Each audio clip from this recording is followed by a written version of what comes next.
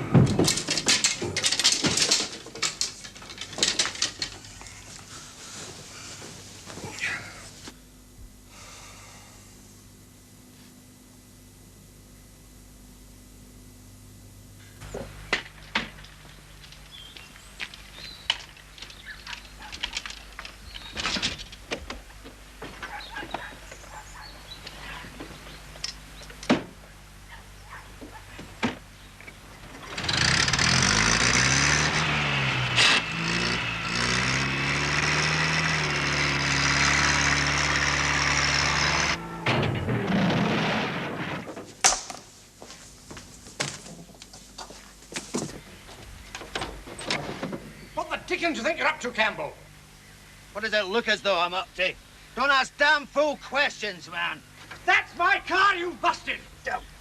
Oh, to hell with it! Lunatics like you oughtn't to be on the road. Now, you can see that in there. Try seeing it out here. What do you think you're up to now? Who do you think you look like? Jack the Giant Killer. You're a proper fool, man. But you'll pay for any dents in my car. Aye, and any scratches on the paintwork. I'll see you in hell first. Now, see here, Campbell. Come back here, man. I have not finished with you by any manner of means. Campbell!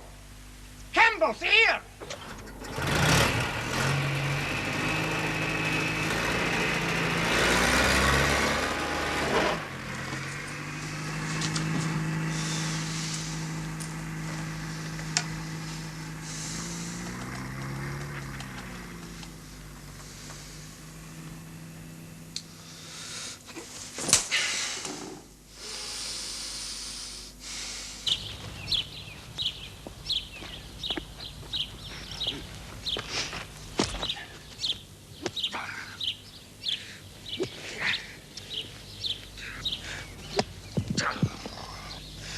Digging your own grave, Campbell?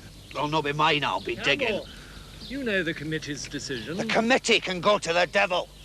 You can't make decisions in my absence. You were invited to attend. And it didn't suit me to do so. That's your lookout. You're banned from this course. 4!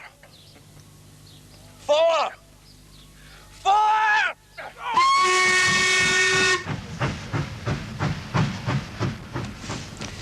Kakubri, here we come.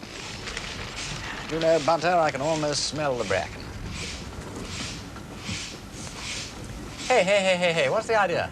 We're approaching another tunnel, my lord. Are we, Joe?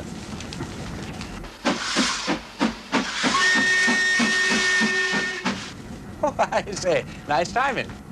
A combination of soot, smoke, and steam is, in my opinion, one of the disadvantages of traveling by locomotive. Now you come to mention it, Bunter, I'm inclined to agree. One sets out spotless and arrives besmirched. Precisely, my lord. I wonder what the answer is. Perhaps I should buy an airplane. My lord? Well, only one of those little gypsy moth things, don't you know? A journey like this would take no time at all. Can your lordship pilot an aeroplane? Well, I don't know. I've never tried, but I could always learn. You don't seem very enthusiastic. It's not that I doubt your lordship's aptitude. I simply feel that though an aeroplane might be all right in an emergency, it has not yet reached a stage in its evolution where it might be considered completely reliable. Oh, you're probably right, Bunter. It was only a passing thought.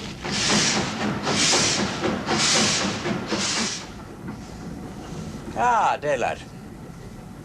I say, just look at that view. Yes, most agreeable. We shall be arriving in exactly 5 minutes, my lord, so if you'll excuse me.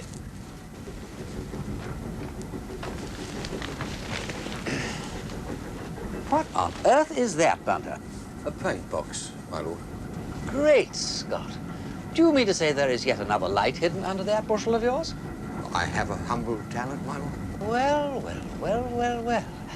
I never knew... No, neither did I, my lord, until you sent me on that sniping course to Bisley in 16. Well, I sent you on that to learn to snipe, old lad.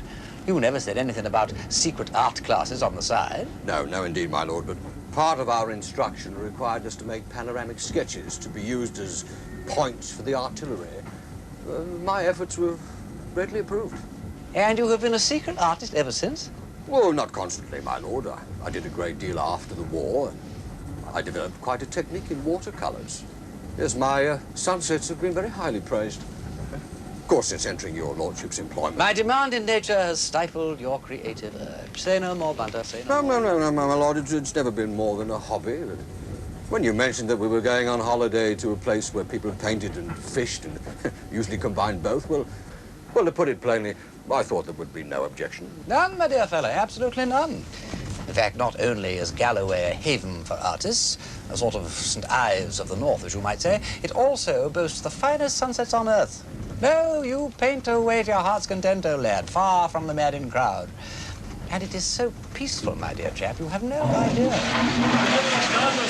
I gave due warning. Gave him no time to get clear. That's not due warning. I meant no harm. Meant no harm. You might have killed him. Well, I didn't succeed. You can't get rid of me that easily. Oh, no. It was you, Strachan, that drove me to fury. And that's your trouble, Campbell. You've this ungovernable temper. It's not normal. Me, not normal? You're a dangerous man to be at large, and if I were in Graham's shoes, the matter wouldn't be ending here. That's for certain. You can take that tone if you choose. There's still time to lay charges, and Garl and I can bear witness to what occurred. No, don't bother it. We'll just give the club a bad name. Oh, dear. Let him go. Very well, then, but heed me well, Campbell. After this performance, if you so much as show your face near the club or set a foot on those links, it'll be a matter for the police, and damn the public. Where's your pulpit, you mealy-mouthed hypocrites? God, you sound as wishy-washy as one of your stinking paintings. And the same goes for you two as well. Call yourself painters. You couldn't whitewash a bloody wall. That's enough, Campbell. Watch that dirty tongue of yours. Aye? You're safe enough here among your friends. I'm warning you, Strachan. Warning or threatening, Campbell. Take it any way you please. I just hope for your sake our paths don't cross on neutral territory. There are some awful lonely places round here. Now, that is a threat, a very definite threat. And the same goes for you, you hairy wee monster.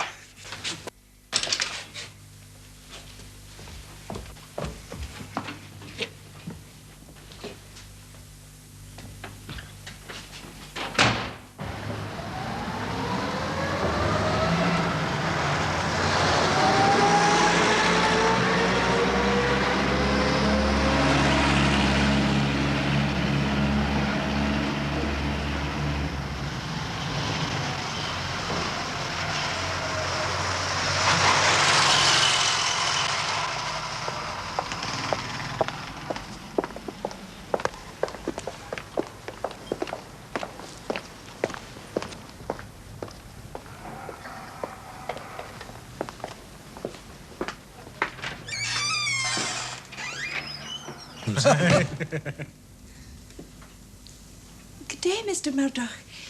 Is your wife not in? There's no answer from the side door. Well, you see, she's away to her sister's for the day, Mrs. Smith-Bergerac. It's the jumbo sale, you see. We're both on the committee. And how are you, Mr. Graham? Fine, thank you. Farron, old boy. Yes. Oh, Mr. Farron. I thought you had guests. Guests? Well, I've just seen Mr. Campbell's car parked outside your gate. Oh, that does it. By God, that does it!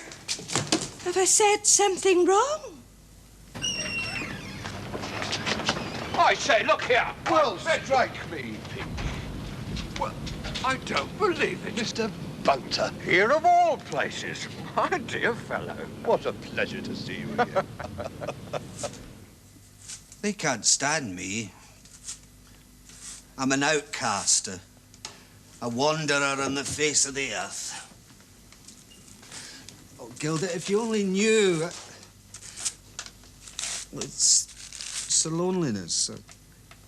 Poor Sandy, you're like a little boy. You think you can take on the whole world. That's what sets them against you. I can't help myself. It's my nature. If there'd been somebody like you in my life, Gilda, wonderful woman. Not wonderful. Understanding, perhaps. Wonderfully understanding. You're so good, so pure. Does Farrell know his good fortune? You and I are very happy together.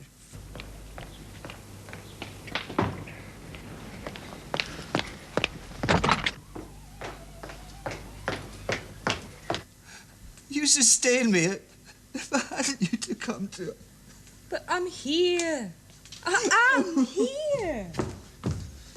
And so am I. Well, now, Hugh... Quiet, woman! You, Cromwell, stand up, man! Good God. You disgusting, maudlin brute. Get out of my house! Do you hear me? Get out!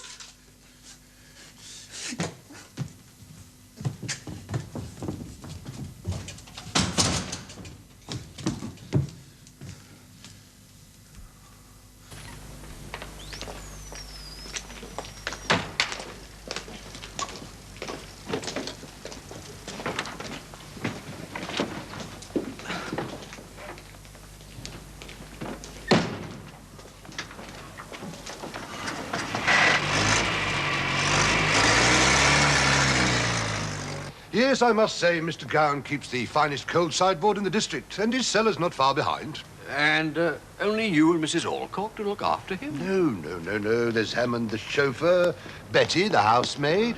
Oh, here she is. Oh, Mr. Alcock, there's no salmon and there's no trout. Oh, trust a Scottish fishmonger to make a scarcity out of an abundance, eh? Never mind, my dear girl. I'm sure we shall manage somehow. Oh, we were just talking about you, Betty. This is Mr. Bunter, gentleman's gentleman to Lord Peter Wimsey. Oh, it's a real pleasure, Mr. Bunter. I'm very privileged, Betty.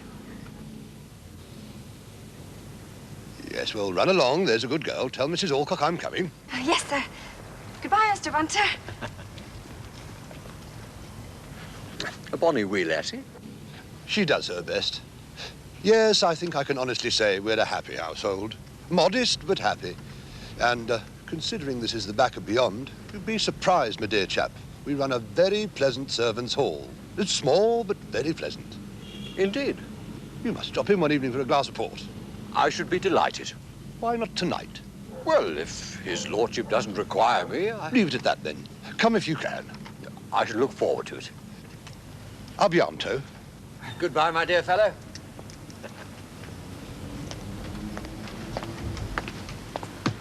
Come on, my man. Let's go.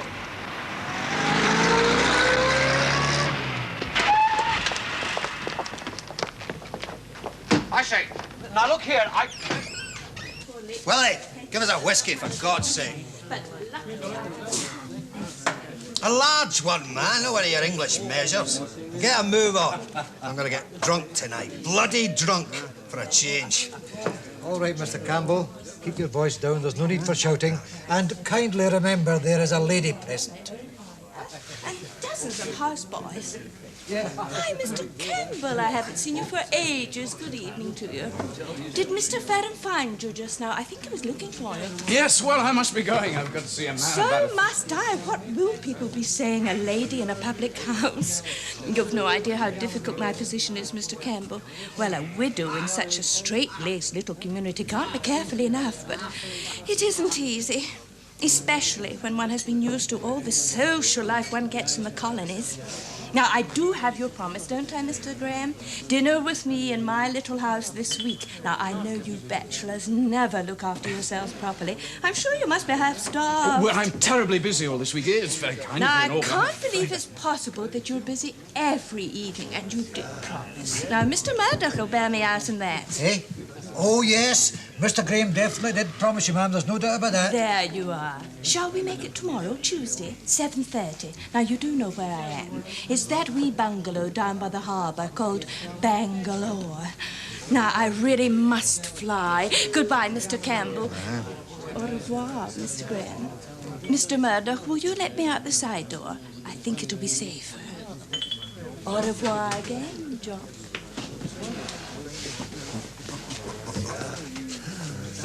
Au revoir, Jock. You poor, starving wee bachelor. Man, I hope that golf ball didn't do you any permanent damage. You might not be asked back for second helpings. I think it's disgusting, taking advantage of a middle-aged woman like that. Fellow, your education ought to know better. Oh, chuck it, will you, Campbell, you great oaf. It's not very funny. It is not funny, definite. You know, there's a name for the likes of you. Gigolo. And that's what they call it, gigolo. Will you shut your filthy mouth? Otherwise I'll damn well shut it for you. Just remember what I said, Campbell. Chuck it. Well, bye-bye, Willie. Must dash. I'm off to do a spot of fishing in a certain pool I know of. You stay away from that part of the stream.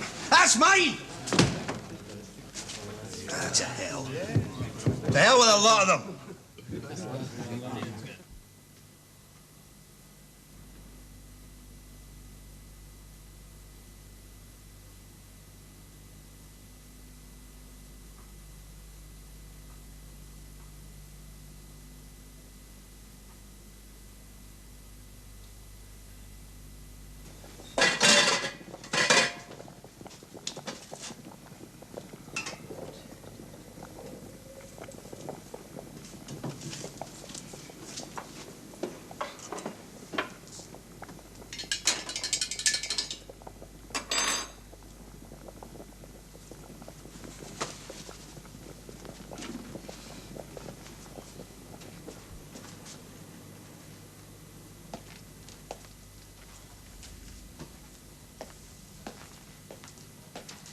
That was a superb leg of lamb butter. Jigget, my lord. What was that? Yes, of course, we're over the border now, aren't we? Likewise this plate. It's an ashet. By Jove, you pick up the lingo uncommonly quickly, old lad. In my opinion, both words are corruptions, my lord. Mm-hmm. Dating back to French influence at the time of Mary, Queen of Scots. Un gigot, une assiette. Really? Yes, well, now you come to mention it.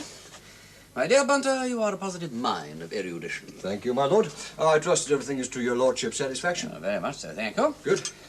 After the flesh pots of London and the money bags of Monte, one requires time off for the simple life. I intend to sleep long and late, meditate on my misspent youth, catch some spiffing trout, and interrupt the whole glorious monotony with the odd round of golf. More to the point, of course, is everything to your satisfaction? Yes, it did, my lord. Of course, as your lordship intimated, we lack a few modern conveniences. The kitchen, for instance, is a trifle primitive. Primitive? Particularly the plumbing. One single tap in the yard hardly constitutes what we understand by the word running water nowadays. Yes. Well, I'm sorry about that, Bunter. A bit like the old days in Flanders, what? Precisely my feelings, my lord. However, it is merely one of the hazards of rented accommodation. I'm sure I shall be able to manage all right. Well, I shall be astonished if you don't. But now, Bunter, why don't you trottle round and take that glass of port off your friend? What's his name? Alcock. You're sure, my lord? Well, I'm positive. I have my own plans. I am going to renew my acquaintance with local society. I am off to the Selkirk Arms to sample Mr. Wally Murdoch's best bitter. No, I can't possibly accept that. It's true. I mean, your average Scotsman is no more capable or intelligent than your average Englishman. So how are all the big administrative posts in London held by Scotsmen? Tell me that, huh? Well, I suppose it's got something to do with what Dr. Johnson said. Don't quote that blithered old windbag of me. Sir, let me tell you, the noblest prospect a Scotchman ever sees is the high road that leads him to London. Michael Waters. One on the right. Aye. They say he's a very fine artist, but I haven't seen him work. England never conquered Scotland. If we want home rule, by God, we'll take it. There we go again. Well, you couldn't stop us. There's no fighting men in the world who beat the Scots. Ask anyone. Anyone who was in the war. Hey, you. It's true what I'm saying, isn't it? I wouldn't go so far. Well, I wouldn't go so far. Oh, bloody Sassenach, I know it. Hey, look, man, it's true. What happened when a whole English regiment started going to pieces at Wipers, huh? The High Command sent in Scottish officers to take control. By God, they did the job. They were ruthless, but they did it. Well, the trouble with you Scots is that you suffer from an ingrown sense of inferiority. Say that again. I'll make it simpler. When a man has to brag about his country the way you do, he's not concerned with anyone else. It's himself he's trying to convince. You sneering, south-born bastard.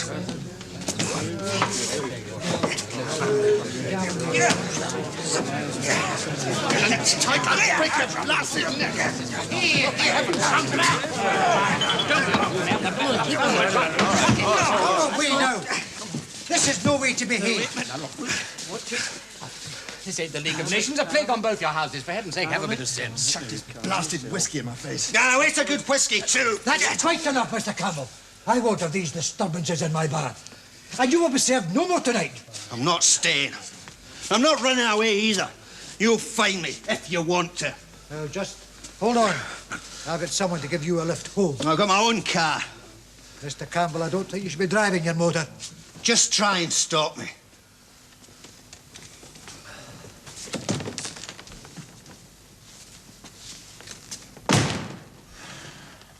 Dear. I'm sorry about that, Mr. Waters. Are you all right? Yes, I'm fine. I'm sorry if I was rude about the Scots, but really, that fellow ought to be annihilated. Don't worry about that. I'm quite sure you didn't mean what you said. I didn't. All the same, I think I'll be getting back. Oh, now, I wouldn't have been in too much of a hurry about that. Best let Campbell get away and sleep it off. He won't remember a thing about it in the morning. You're quite right, Willie. Come on, old lad. Drowned remembrance of the insult in the wine of the country. Let's have your glass. My name is Wimsey, by the way. But, Hugh, that's what's made our life together beautiful. Mutual trust and respect. Aye, and both go flying out the window the moment that dirty dog comes sneaking in here behind my back. He's a friend. Do I question your friendships, your particular friendships? If you're talking about Henry Strachan, he and I are fellow painters. But you and Campbell have no such thing in common. Good God. You don't think he's coming around here for tea and scones, do you? There's only one thing he's you don't. after. How can you be so insensitive? Insensitive what Campbell's concerned? You're quite wrong. I pity him with all my heart. Aye, that's what he's counting on, your pity. He'll pay on it for all he's worth in the end. Oh, forby. You can be awful stupid at times, letting him in like that. Oh, but he often I'll listen to no more! He'll not enter this house again. Hugh, what are you doing? I'm settling this once and for all. You're not thinking to go out and see him going now. to have it out with him Hugh! now. And what about Farron? Is he good? Oh, he's a fine painter. His work has great power. Not, of course, according to Mr. Campbell. As far as Campbell is concerned, there's only one painter of genius, and that's himself. Do you know, he actually had the nerve to get up at the Edinburgh Arts Club and attack Matthew Gowan. Is that high treason? Well, I suppose all of us are a bit sensitive to criticism at times, even when it's honest. But what Campbell said was palpably untrue. He said that Gowan's work was sentimental. What did he say? Sentimental, anemic, and superficial. Well, I wouldn't have thought a man of Gowan's reputation would have given a hoot what Campbell said. Ah, yes, but you see, the Gazette made a story of it and printed what Campbell had said almost exactly. And when you label people's work like that, the public, who don't know, are apt to take it for gospel. And it's hard to hit back without seeming to defend oneself, what? Yeah, absolutely right. No, thank you. Anyway, they're not on speaking terms. What's your estimate of Campbell's own work?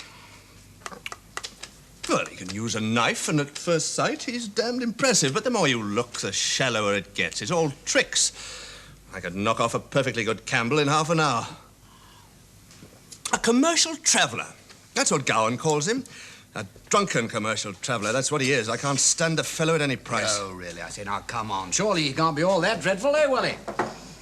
Oh, he's not a popular man, Campbell. He's a troublemaker, my lord. Troublemaker? He's behind every quarrel in Galloway. You know, what was that row over fishing rights, for instance? He'd still half kill Jock Graham if he could lay hands on him. I thought the river was free in these parts. Aye, but you see, Campbell believes that pool by his house belongs to him. And of course, as you well know, young Graham pays no heed to anyone. He will keep fishing the pool, and that's why they're at daggers drawn. In fact, they were at it earlier on this evening.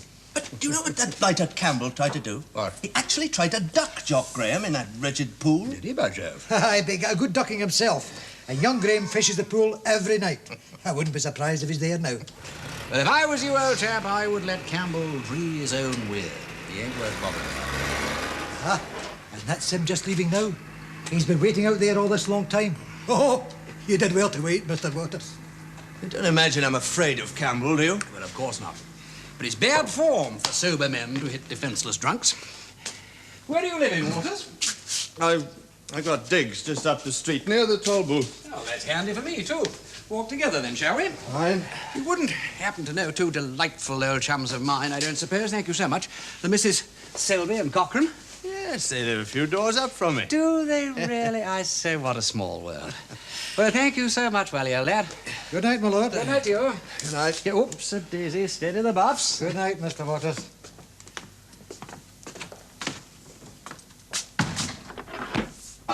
Good night.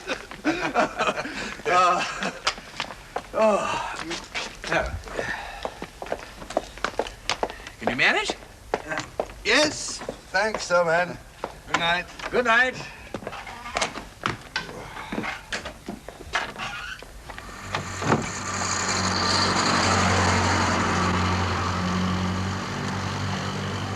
Hugh, is that you?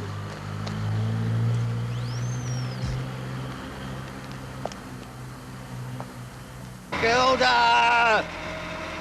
How am I supposed to know? It's not my fault if a stupid English swine.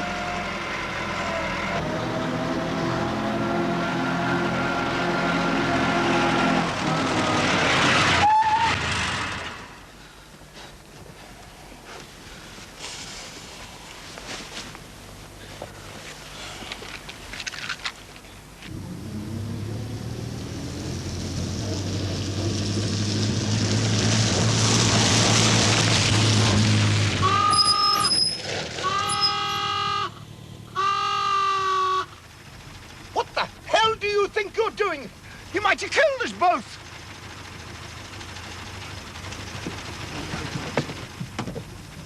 Oh, my God. Campbell, of course, it had to be you. Move that damn car out of the way and let me pass. Let you escape? Not likely. You rotten little bearded gnome. Get that thing out of the way. I'm in the mood for a scrap, Mr. Bloody Gowan. I'm gonna smash you to smithereens. Oh, come on.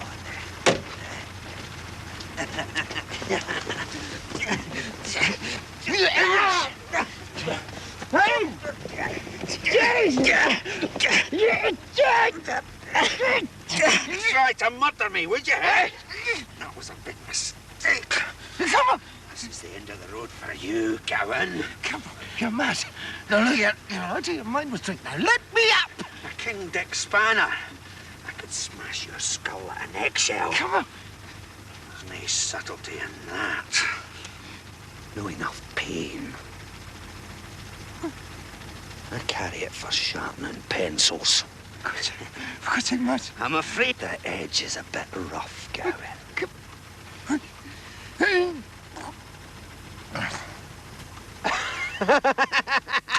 And there we had this extraordinary situation. Oh, thank you, my dear chap. His Grace the Duke of Denver, on trial for his life, in the House of Lords, with the defense lacking one vital piece of evidence. Which is what Lord Peter was seeking in New York. Yes, yes. I shall never forget the drama of his lordship's entrance before the bar of the House. 48 hours without sleep, utterly exhausted, but able to provide the evidence that saved his brother's life. Remarkable. I remember the whole case vividly, of course, but to hear it told from the inside, as it were. You've provided us with a rare privilege, Mr. Bunter. Calls to mind the time I was... Front door, Alfred. Whoever can that be at this time of night? Expect the master's forgotten his keys again. Excuse me, my dear chap. Of course, my dear fellow. Oh, do help yourself to the port, Mr. Bunter. Thank you, Mrs. Orcock. I've had ample sufficiency. However, may I do the honor for you? Well, I won't say no. Oh, don't tempt me, Mr. Bunter. I'm a wee bit tiddly already. Yes, please. I seem to remember from the newspaper reports. Weren't you involved in some sort of fracas at the time?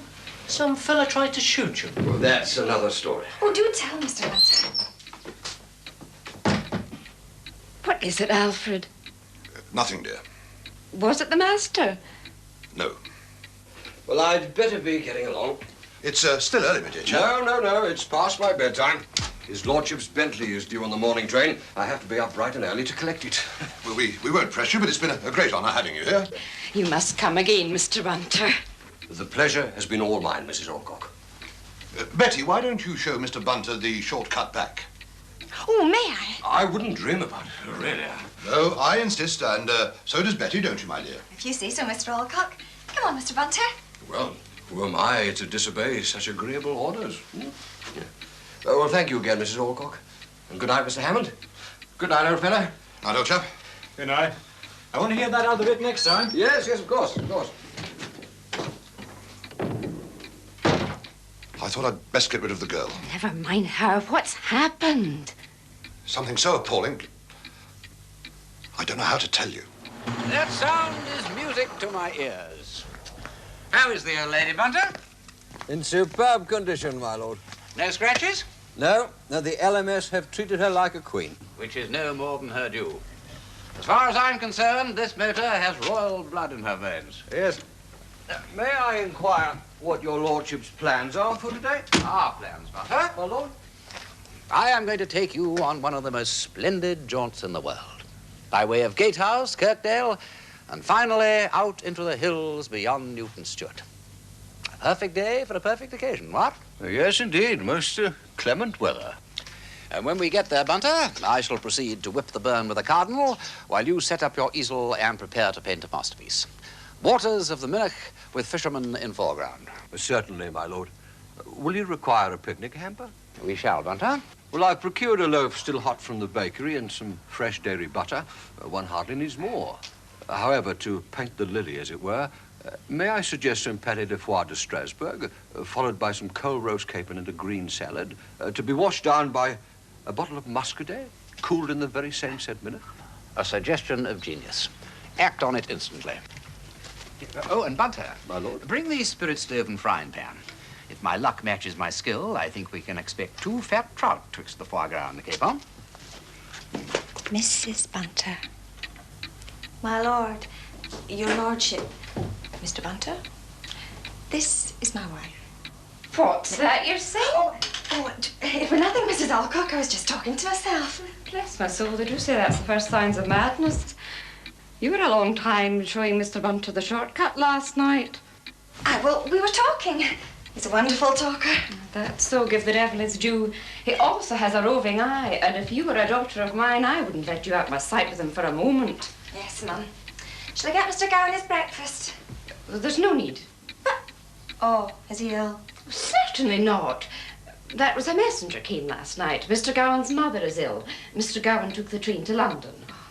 I'm sorry, then. Of course, Betty, we all are. There's another thing. Betty, will you listen? He wants no one going up to the top floor of the house in his absence. Whatever not? Well, that's his business, not ours. Just you remember now, no staff ever had better employment than we do with Mr. Gowan, but he's very strict on obedience. So remember, those are orders. Yes, Mum.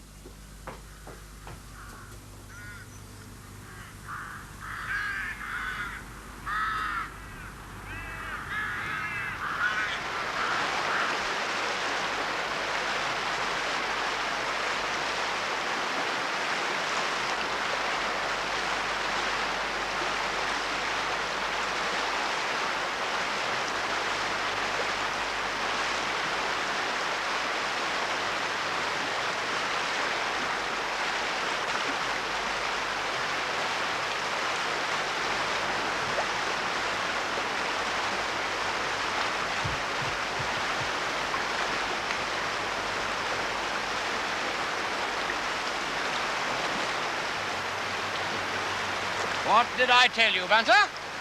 That's 2 for lunch. Anything hereafter may be regarded as bonus. Excellent, my lord. Your enthusiasm overwhelms me.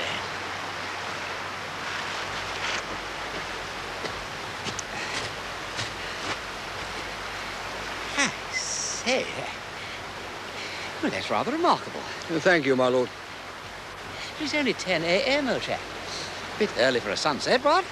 It's what we call artistic license, my lord.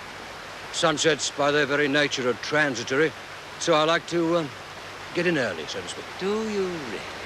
I say, how uncommonly interesting.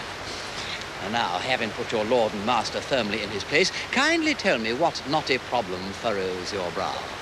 It's not so much a problem as a puzzle. Do you see the promontory above the waterfall? I do. Does your lordship observe anything unusual about it? I can see a two-seater on the skyline. Ah, yes. Yes, near to the edge there is an easel with a canvas on it. Well, I have already told you, Bunter, the whole district swarms with your fellow artists, and on yonder promontory is one of them. There is nothing the least unusual about that. No, my lord. I see exactly what you see. I see the car and the easel with the canvas on it. I do not, however, see a fellow artist. Well, that hardly constitutes a mystery. No doubt you could explain a dozen reasons for his absence. Most probably a call of nature. It's unlikely. It's over an hour since we arrived here, and I noticed that easel immediately. There's no sign of life near it. It is, I agree, rather odd. But not sufficiently so to warrant any interference on our part. Where are you going, Bunter? Oh, I'm not going to interfere, my lord. I do, however, intend to satisfy my curiosity. I can walk there and back in half an hour. No, Bunter. My lord? Bunter, I am enjoying myself, and I want to go on enjoying myself. Let's not satisfy your beastly curiosity. As your lordship wishes. Now, just you listen to me. The idea of walking over there is quite absurd. We'll go in the car.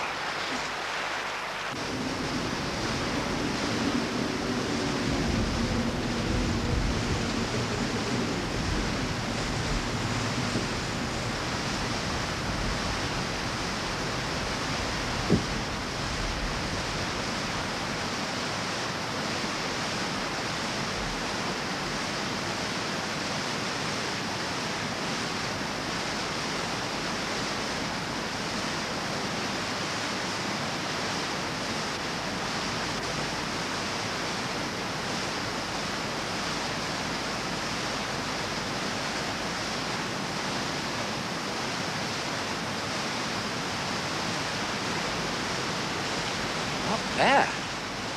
Not half bad. Be careful, my lord.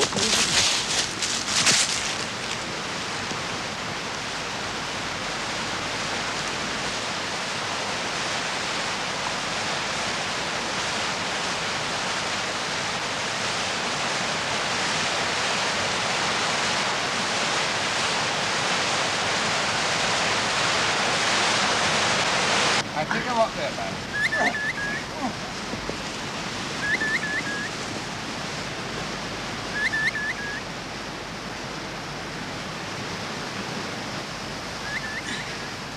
He's dead beyond a doubt. Has been these 12 hours, I'd say. The Riger's well developed. But Dr. Cameron... I know, Sergeant. Obviously, he was painting here this morning.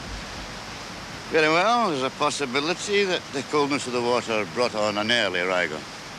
Was he drowned? I haven't decided that yet. But in my opinion, and mind you, it's only my opinion, he was not. The bones in the temple are fractured, which incline me to say he got his death in falling.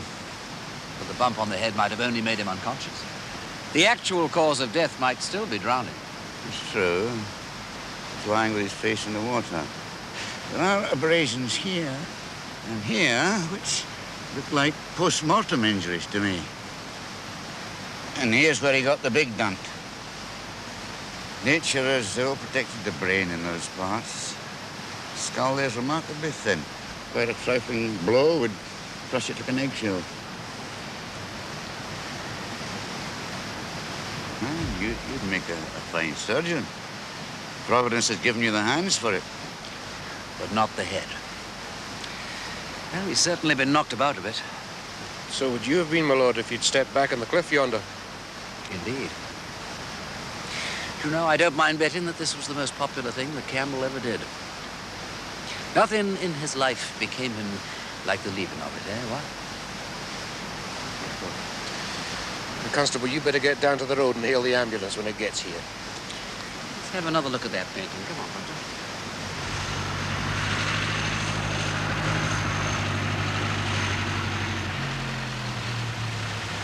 Yes, he certainly knew how to use the knife. I think that was just sour grapes on Waters' part. Waters, my lord? Another artist who spoke to me last night in somewhat disparaging tones about Campbell's technique.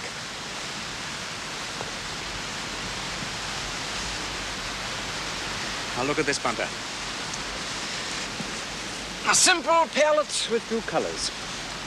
Economy of means allied with a richness of result. You know, I like that. Highly professional. Let's see what he's got over here.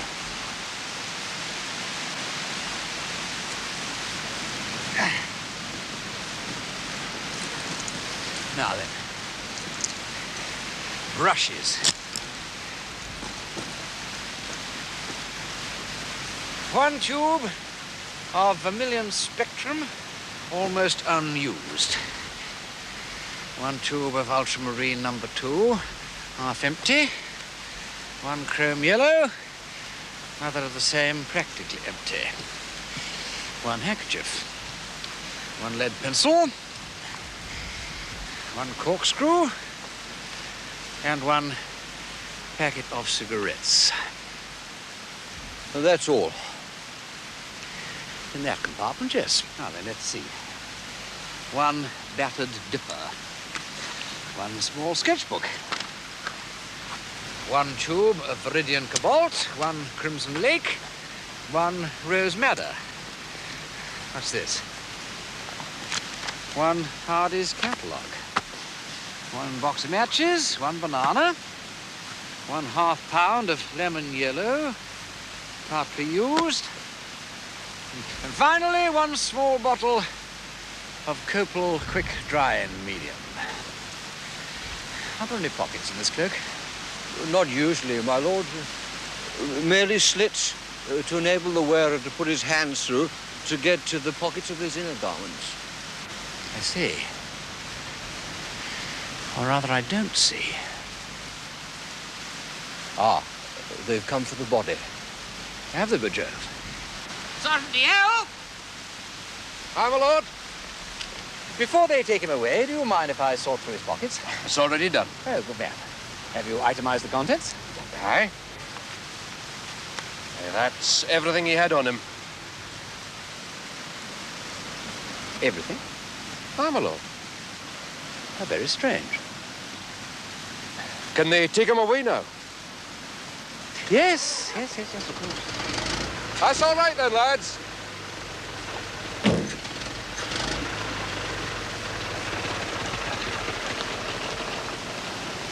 Something on your mind, is there? Yes.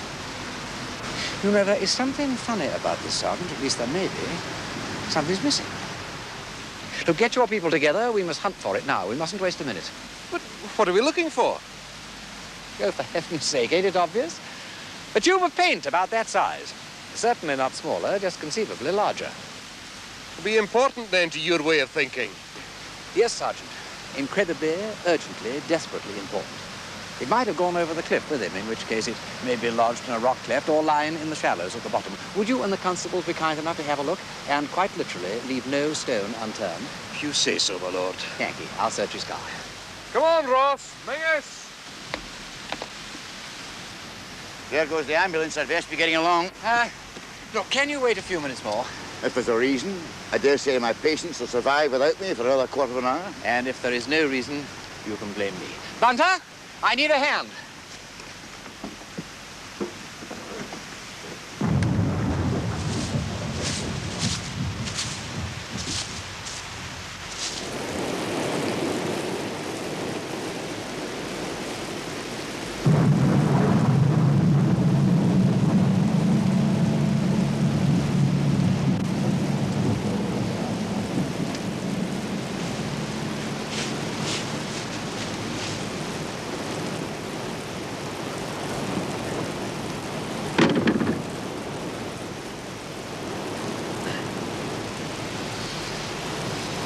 Tar. There's a small tar mark on Campbell's jacket. There's a smear on the rug, too, my lord.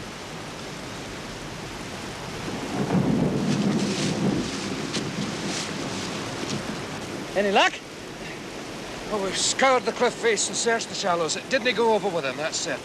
It's too big to miss. We've drawn a blank here, too. Dr. Cameron, how often in your experience have you known cold water produce an early rigor? Not in my experience. I only know it's a possibility. And in the circumstances, I was forced to the conclusion... Yes, well, I do not submit to force. If that tube of paint had turned up, I could have believed in the notion of Campbell stepping backwards over that cliff. I could have believed, however unlikely, in an early rigor. And I could have believed in that painting. But no tube of paint. Therefore, Dr. Cameron was right in his original estimate. Campbell died at about midnight. And that picture ain't telling the truth. But it's still wet. That is why it ain't telling the truth. I'm sorry, Sergeant, but you must go to your coroner. Who, my lord? My mistake, you don't keep him in these parts, do you? Your procurator fiscal. And tell him that Mr. Campbell has been murdered.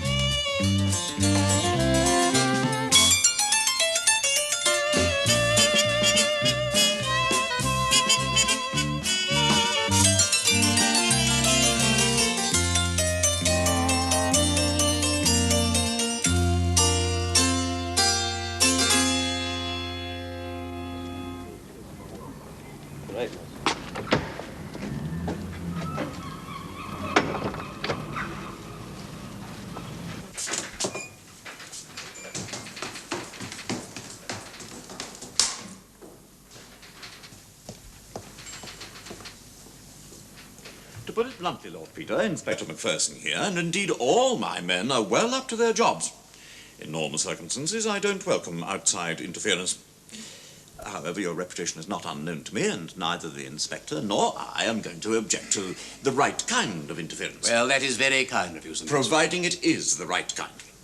Now, will you tell me why you are so convinced this is a murder? If you can find anybody who actually spoke to Campbell this morning, or saw him close enough to recognize his face, then my theory is a washout. And what is this theory? That the murderer brought the body up to the Minnock in Campbell's own car, wearing Campbell's soft hat and plaid cloak, so that at a distance anybody might mistake him for Campbell. The body was on the floor of the dickey, and there was a push bike on top of it. There were tar marks on the seat of the dickey, and then a blanket was tucked over the whole lot. There were tar marks on that, too. When he reached the Minnock, he dragged out the corpse and tumbled it over the edge of the cliff and into the burn. Yes, well, if a murder was committed, I'm not saying it couldn't have happened the way you describe, but why shouldn't it just have been a simple accident? With Campbell stepping back to look at his painting the way artists do and stepping back too far. Ah, yes, well, that's how it was meant to look, of course. But take a small point first. His palette and his painting knife were found on the ground beside his easel. Now, it's far more likely, if he were merely taking a critical look at his work, that he would have kept his palette on his thumb and his knife in his hand, ready to make any extra little touch required. In which case, it would have been far more likely that the palette would have been found beside the body and the knife halfway down the cliff. More likely, I grant you, but not certain. I mean, he might have put his palette down to light a cigarette, then step back to admire his canvas. Well, that is possible. It's a small point, as I said. However... And the paint was still wet when we found it. Precisely. Are you suggesting, my lord, that your murderer, having disposed of the corpse, Then sat down and painted a picture. In Campbell's own style. That is exactly what I'm suggesting. He'd have had to be a very cool customer. Well, not only cool, Inspector, but a desperate and an extremely skillful artist to boot. You're saying, in effect, that Campbell was murdered by a fellow artist? Indeed. With what motive? Ah, yes. Well, we don't know what the motive was yet, do we? Well, it's an ingenious theory as far as it goes, but I'm afraid I'm not entirely persuaded. Then let me try and persuade you, Sir Maxwell. A tube... Excuse me. Chief Constable? Oh, I see. Very well. Send him up. I'm sorry, Lord Peter, you were saying. A tube of paint was missing. How do you know? This was a tube of flake white. Well, I'm no artist. Has that some special significance? It is absolutely impossible for an artist working in oils to paint a picture without using flake white. It's a fundamental medium which he uses to mix with his other colours in order to produce various tints. Well, a man such as Campbell would as soon think of setting out to paint without flake white as you, Sir Maxwell, would think of setting out to catch trout without a cast. And, of course, he did use flake white in abundance. I mean, look at those cloud masses and that water. And there's his palette. Viridian cobalt, ultramarine, rose madder, vermilion chrome yellow, and an extra large blob of flake white. Come in. Just a moment, Sergeant. Has the area been well searched for that tube of paint? Twice, Sir Maxwell. First by his lordship and the sergeant here, and I've been up myself with the party. We couldn't have missed it. So your murderer has made a serious error. So it would appear. And he made his escape on the push bike he brought with him. Exactly. Is that the doctor's report, sir? It is, Sir Maxwell. It supports his lordship's theory. That's a pity. Great pity. There'll have to be an inquiry, of course, but for the time being, no mention anywhere of murder.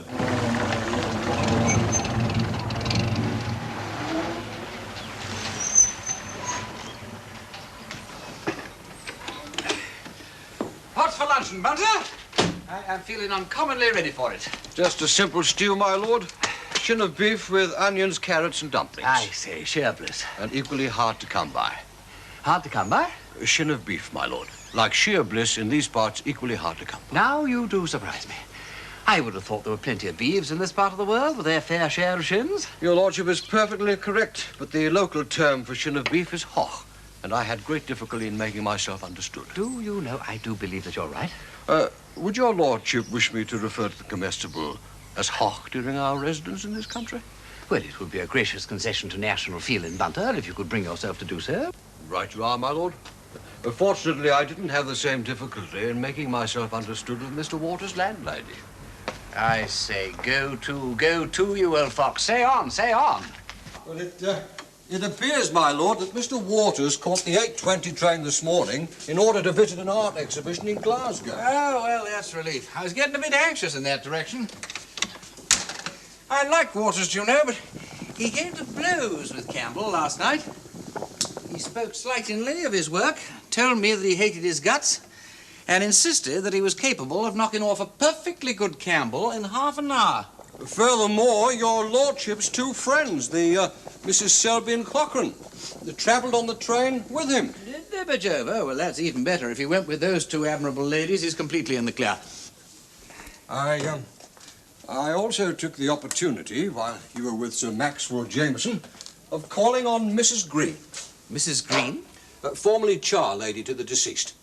Also does for Mr. Ferguson. A fellow artist who lives in the adjoining cottage. Yes, I remember, Bunter. Was Mrs. Green any help? Well, she assured me that Campbell had slept in his bed. Was he'd left by the time she arrived, but it seems he had his usual morning breakfast of bacon and eggs. By Jove, that's interesting. Did you say what Ferguson had had for breakfast? A pair of kippers.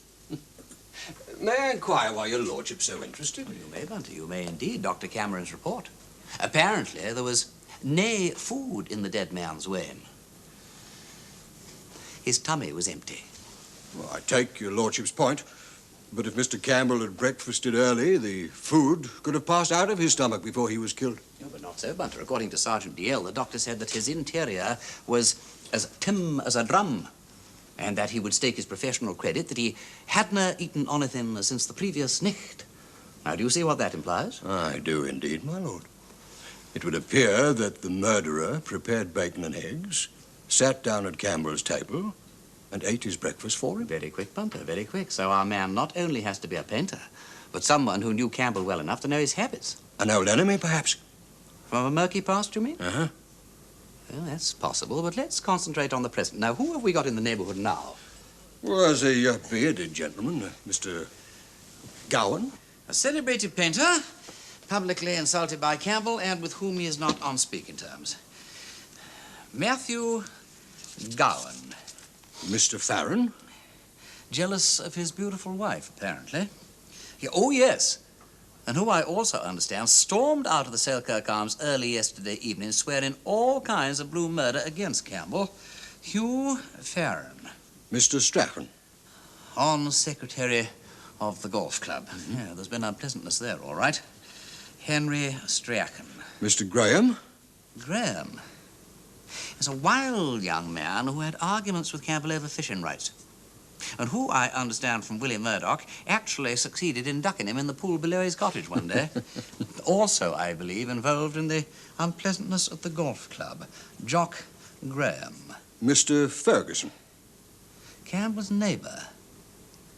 I haven't heard anything in that direction. Well, I shouldn't imagine anybody could live next door to our victim without having trouble. No, indeed, my lord. And he is certainly the most likely one to know anything about his eating habits. John Ferguson. Presumably, we can dismiss Mr. Waters, my lord. Yes, I would think so. But let's keep him on our list just for the moment. Michael Waters. Is that the lot? Over his immediate painting fraternity, yes, it is. 1, 2, 3, 4, 5, 6. Well, may I serve luncheon now, my lord? Yeah, well, now you come to mention it, Bunter, my own interior is as tim as a drum. And what is so gratifying, you know, is that Sir Maxwell Jameson, in his own dour way, has more or less given us carte blanche to stick our noses into this business as often as we please. And your holiday, my lord? Well, it will simply be a different kind of holiday, Bunter, that's all. 6 painters, and one of them certainly killed Campbell. And all we have to do is eliminate the 5 red herrings.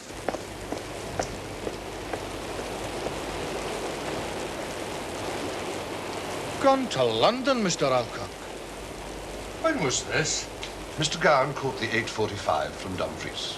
How did he get there? Hammond, the chauffeur, drove him in the saloon. Was this a sudden departure? The master is in the habit of making occasional journeys. He does not always give us previous notice. And this time it did not strike you as unusual in any way? Certainly not. If that's all, Inspector.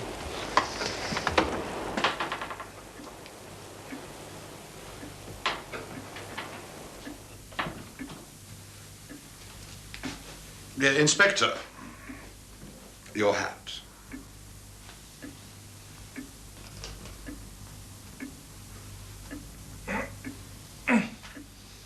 Mr. Alcock, I'm investigating this matter of the death of Mr. Campbell, and I will tell you, without circumlocution, there are suspicious circumstances attending it. Indeed. Mm-hmm. And therefore it is important to get all possible information from those who saw Mr. Campbell of late.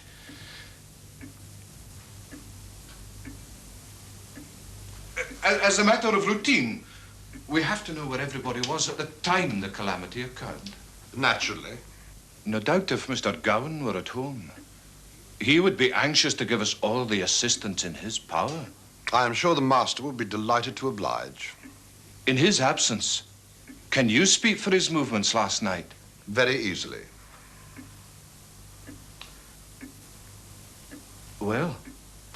The master took the 2-seater and went to Gatehouse at 7 o'clock to dine with some friends. Did the chauffeur drive him? No, he drove himself. What time did he return? He returned at 10:30 prompt and went directly to bed. Are you certain he did not go out again? Quite certain. He said he wanted a good night's sleep because he had to rise early, and I myself locked up. But if for any private or a personal reason he had wanted to leave the house again? Well, he could have done, of course. And if he had needed the car again? No, Inspector. Hammond has the keys to the garage. He would have to have awakened Hammond. Perhaps you'd care to question him. Or Mrs. Alcock, or young Betty, the kitchen maid. Later, maybe. It will not be necessary just now. Did Mr. Gowan say how long he'd be away? Yeah, he mentioned he would be absent from a week to 10 days. You have his address in London? He directed that all letters should be forwarded to his club. And that is? The Marlstick, Piccadilly. Mahlstick.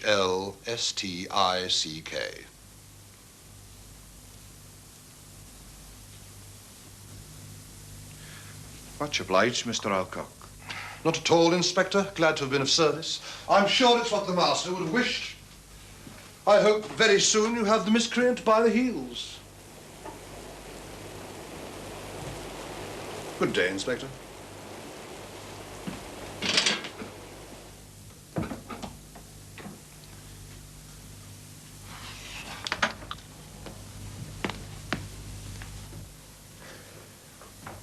Mr. Alcock, Oh, Betty. is the top floor still out of bounds? It isn't until the master tells me to the contrary, my dear. But it's awful inconvenient. I need the airing cupboard. There are 2 airing cupboards, Betty. But the one down there is jam full. I've no place for these. Put them on the kitchen table, then, and let Mrs. Alcock deal with them.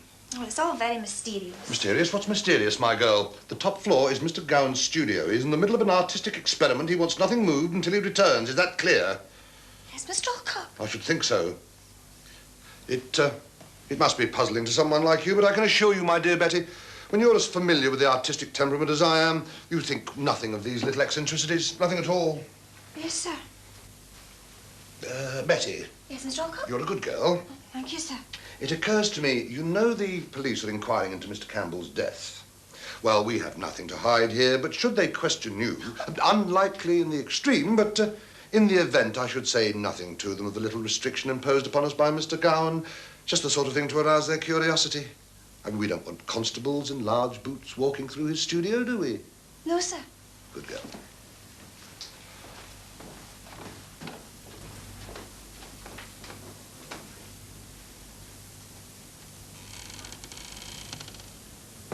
Here we are, then. Now, I'll have a girl to answer the phone and do my typing. And here, I'll have photos of the suspects with their details. All the exhibits will be on this table. Maps of the area. Statements on the desk. Reference books here. And I'm going to borrow a blackboard from the school for all the new information. Inspector Parker would approve. I'll be frank with you, Lordship. I've handled every crime in the book, but not murder until now. So in honour of the event, I've created this. Every scrap of information, every piece of evidence will be channeled through here. Admirable. And are you, so to speak, in business yet? Oh, yes. In both a negative and a positive sense. And what does the negative imply? Well, now, we can find no recognisable fingerprints on the artistic paraphernalia. Mm-hmm. And the steering wheel of the car is clean as a whistle. That's the negative. And the positive? There's the minute where you found the body. How would your murderer get away? Well, I'm assuming he used the bicycle. And where would he go to? Back home? Perhaps. But perhaps he caught a train. Either to Glasgow or Stranraer. Bar Hill's the nearest station, 10 miles. Now, my lord, I've interviewed the folk at Borgen, and their young Willie saw Campbell, or a man wearing Campbell's plaid cloak and big black hat, out painting on the minute where the easel was. Our murderer. What time? A few minutes to 10. Just before Bunter and I reached the burn. Precisely. Interesting. Now, the first train to Stranraer from Bar Hill is at 10:18. Well, he couldn't possibly have got that, even given him half an hour. Not on a bicycle, not over those hills. Maybe he had a car hidden nearby. If your lordship will excuse me, there is no need to speculate. I've checked with Bar Hill. Not a single passenger boarded the train there at 10:18. Oh, really? Come on, Inspector. You might have said that in the first place. I suppose he could have ditched the bicycle and hung around for the 250. You're getting a wee bit warm, my lord. Yeah, that's concerning. I've got a report from the station master at Penwerry. Well, there's the station before Bar Hill. Uh-huh. Well, a gentleman boarded the train there at 2:39. And the station master paid particular attention to him because he was a stranger and appeared out of the ordinary, nervous and excited. Where did he book to? Stranraer. And that is the train that connects with the boat to Larne. So you think our man may have fled to Ireland? It seems not impossible. What did he look like? A youngish buddy in a grey suit and a soft hat with a wee attache case. I have alerted the police at Larne. Well, you certainly get a move on, Inspector. Ah, Sergeant. What news? Well, I visited the cottage and inquired of neighbours. Nobody has seen Mr. Ferguson since early yesterday. He had 2 kippers for his breakfast. Oh, I'm so sorry. Information supplied by his charlady, Mrs. Green, to my man Bunter. Now, come to think of it, I've no idea whether she actually saw him. We'll soon find out, Sergeant. Is there anyone on your list of suspects, Inspector, whom you can definitely rule out? Mr. Gowan. His staff vouch for his movements. He was in his bed all night, and the chauffeur Hammond drove him to Dumfries where he caught the 8:45 in the morning. Ah, Sergeant, drive over to Dumfries, check with the ticket collector. If Mr. Gowan boarded that train, he'll not be forgetting him. Very good, Inspector. And if your lordship should come up with something... I will let you know. Ah, that will be his lordship now. The Mrs. Selby and Cochrane are here to see you, my lord. Well. How are we, ladies? Welcome to our humble roof. It's no good taking that tone with us, Peter Wimsey. We're most upset. Bunter, you've given him the cooking sherry. Indeed, no, my lord. The sherry's excellent. Bunter's been telling us all about the murder of that dreadful man. Bunter, I thought I made With all respect, my lord, the ladies appear to know a great deal already. Of course we did. Bunter has merely been dotting the I's and crossing a few T's for us. Now, why, Peter Wimsey, are we not on your list of suspects? Good heavens, Bunter, a glass of sherry for your master, quickly. Should you be on my list? We are both talented artists. We both detested Campbell, and either of us, well, certainly the 2 of us in concert, were capable of doing him in. And did you do him in? No, we didn't. But you might have done us the courtesy of accusing us. Well, I haven't accused anybody yet. Thank you, Bunter. Very glad to hear it. We shall certainly demand the satisfaction of refuting any allegations you choose to make. You see, we have a perfect alibi. Do you know I don't believe a word of it? You 2 are in this thing up to your necks, and you will probably swing by him before I'm through with you. That's much better. Go on, Mary. You tell him. No, you, dear. I'll prompt you when you go wrong. I think I ought to warn you that breaking alibis is my strong suit. You won't succeed, dear man. Go on, Margaret. We went to the Glasgow Art Exhibition yesterday. We caught the 8:20 train. It's an absolute beast. Stops at every station, so we didn't get into Glasgow till 2:16. Jack and Claire were waiting for us at the barrier. Jack and Claire? The Barrages, of course. You must know the Barrages. Must I? Is it important? Well, certainly it's important. They're key witnesses. They took us for a late lunch at the Central, and we spent the whole afternoon gossiping in the lounge. I thought you said that you went to the exhibition. That was until 4:15. Jack very kindly drove us there in his motor car and dropped us off. They're not interested in painting, you see. Well, in any case, it didn't matter, because we bumped straight into John Ferguson. Oh, he was there, was he? In Glasgow? Yes. He was just coming away from the exhibition. He said he'd been through the rooms pretty thoroughly and was coming back next day. But you know how kind he is. Well, I don't, actually. Well, he is. And he very charmingly went all round the exhibition with us once again. Did he? I suppose he really had been through the place once already. Yeah, there's the first sign of that suspicious whimsy mind. Oh, you don't fool us a bit. Yes, he had been round already, because he told us beforehand where everything was and mentioned the ones he liked. So if he's a witness for us, we'll be a witness for him. We travelled on the same train. You saw him? No. But the first thing he said was, I saw you at the station, but you didn't see me. Was that the Barrages who were meeting you? Well, that's pretty good. Well, does our alibi stand up? Well, you could make it even stronger. Haven't you forgotten another key witness? No, I'm sure we haven't. Well, what about your neighbour, Michael Waters? What about him? Well, didn't he travel to Glasgow with you? Whatever gave you that idea? Well, his landlady said he did. Oh, which is quite wrong. We haven't set eyes on Mr. Waters for at least 2 days. Look, Mary, we've actually staggered him. A body blow, I confess. Poor Mr. Waters, such a nice man. If we'd known, we'd have lied our heads off for him. And now I suppose his alibi's ruined. Oh, that was very deceitful of you, Peter Wimsey, leading us on and trapping us like that. Never mind, Margaret. Mr. Waters wouldn't hurt a fly. But since we've put our big feet in it, what do you say? Let's go the whole hog? You mean Mrs. Farron? What about Mrs. Farron? So you know our beautiful, pale, pre-Raphaelite ghost? Well, slightly. I know her husband better. Then, dear boy, let us provide you with the opportunity of improving your acquaintance with her. Better you than me. She's not quite our cup of tea. However, her maid Maggie told our girl Rose that Mr. and Mrs. Farron had a tremendous row. Over Mr. Campbell? And Farron rode off on his bicycle swearing vengeance. Well, that was the night before last. And you know what, Peter Wimsey? He hasn't been seen since.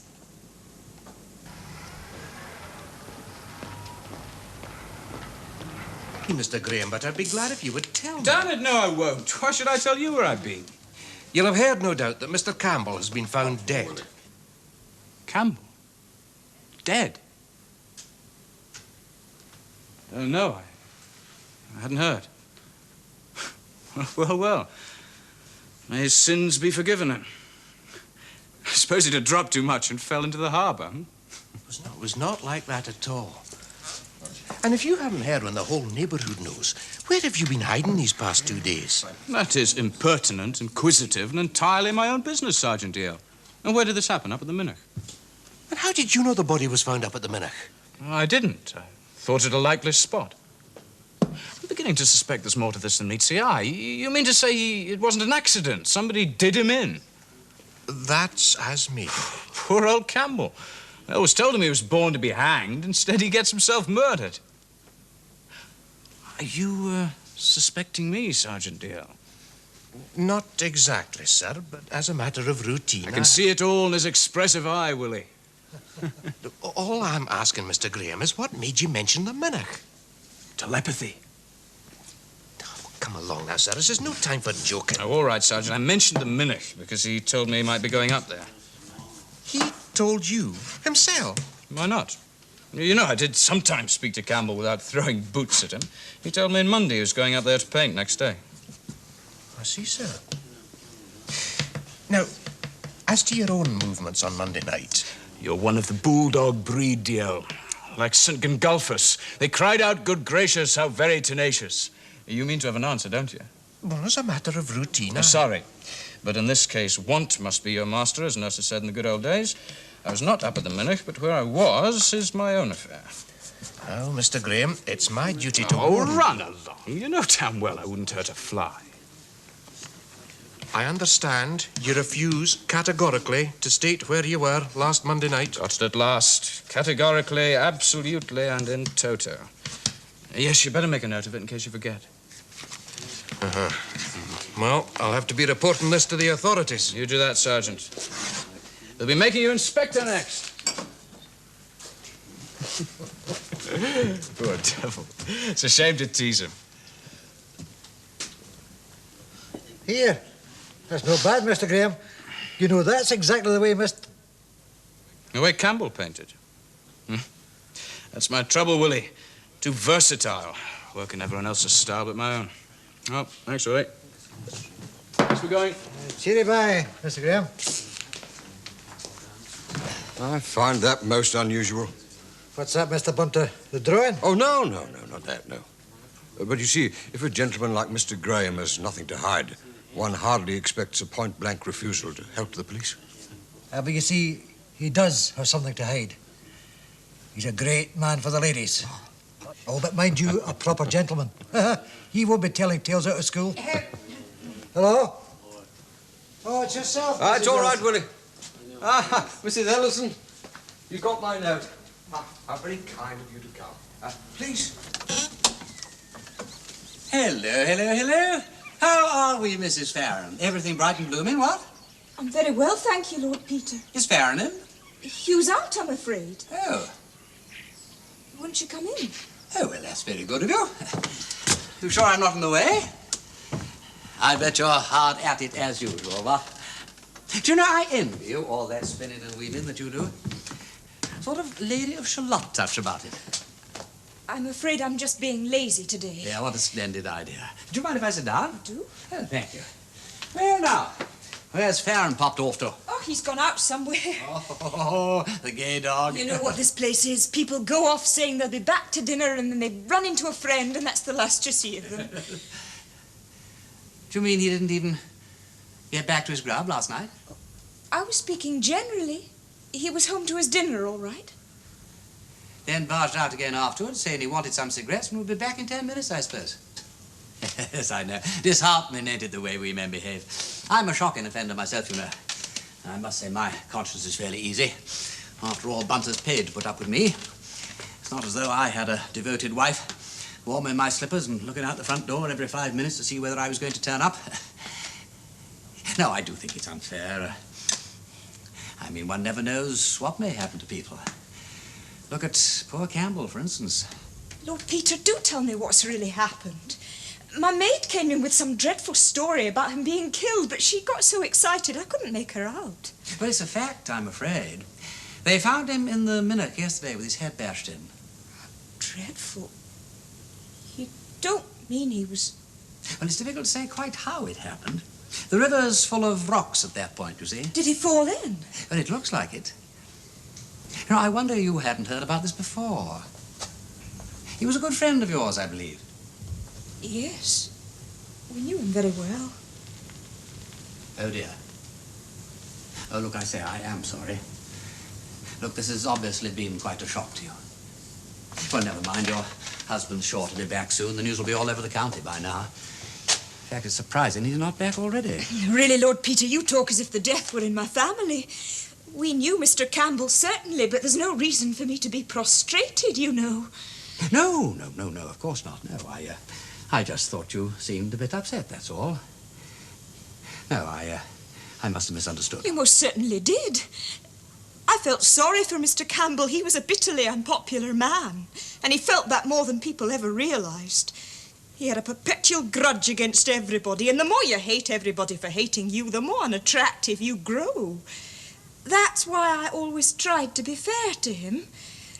I think some people misunderstood, but one can't stop doing what's right because people misunderstand, can one? No, indeed, no. I mean, if you and your husband... Hugh and I understand one another perfectly. Well, let's hope the truant turns up soon. Off on his bicycle, as usual, I suppose? Yes, he's got his bicycle with him. Do you know, I think there are more bicycles per head of population in Kirkcudbright than any other town that I know. That's because we're all hard-working and poor. Yes, just so. Nothing as virtuous as a bicycle. I mean, you can't imagine a cyclist committing a crime, can you? Except perhaps murder. Why murder? Well, you know, I mean the way they all rush around in gangs on the wrong side of the road. No brakes, no lamps, no bells. Practically murder, what? Well, goodbye, Mrs. Farron. Remember me to your husband.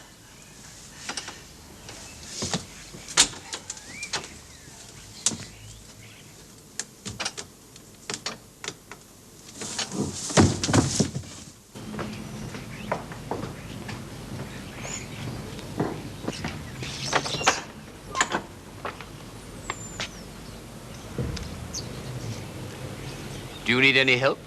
Which is the self-starter? Well, if you move over, I'll show you.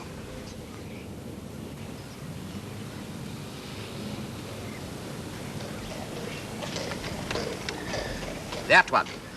Super motor. You're Lord Peter Wimsey, aren't you? So I have been led to believe. I'm Fenella Strachan. It's very nice to meet a civilized Englishman. Charming of you to say so. Strachan. Are you related to Henry Strachan, the artist, by any chance? Niece. I live in London, thank God. Well, Croydon, actually. Mummy and Daddy always send me up to stay for a week during the summer holes. Awfully mean of them. Don't you like it up here? Well, I'm not exactly your Tweeds and Brogues type. And as for that stuffy old golf club, it's not my line at all. What is your line? Dancing. They say my rumba is the bee's knees. I can well believe it. Do you dance? I doubt whether I'm quite up to your standard. What were you doing in my car? Just killing time. I mean, it's impossible at home. Aunt Millie's been having hysterics all over the house ever since they arrested Uncle Henry. Arrested? Who's arrested him? The police, of course, for killing that man Campbell. Well, it's not quite accurate to say they've arrested him, but they've taken him in. Comes to pretty much the same thing. You see, the evidence against him's absolutely damning. Is it? What a hole!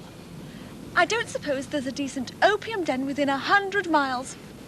Well, now you come to mention it, I don't suppose there is. But if you care to come back to my place, I can offer you a muffin. A little spin first to work up an appetite? Done.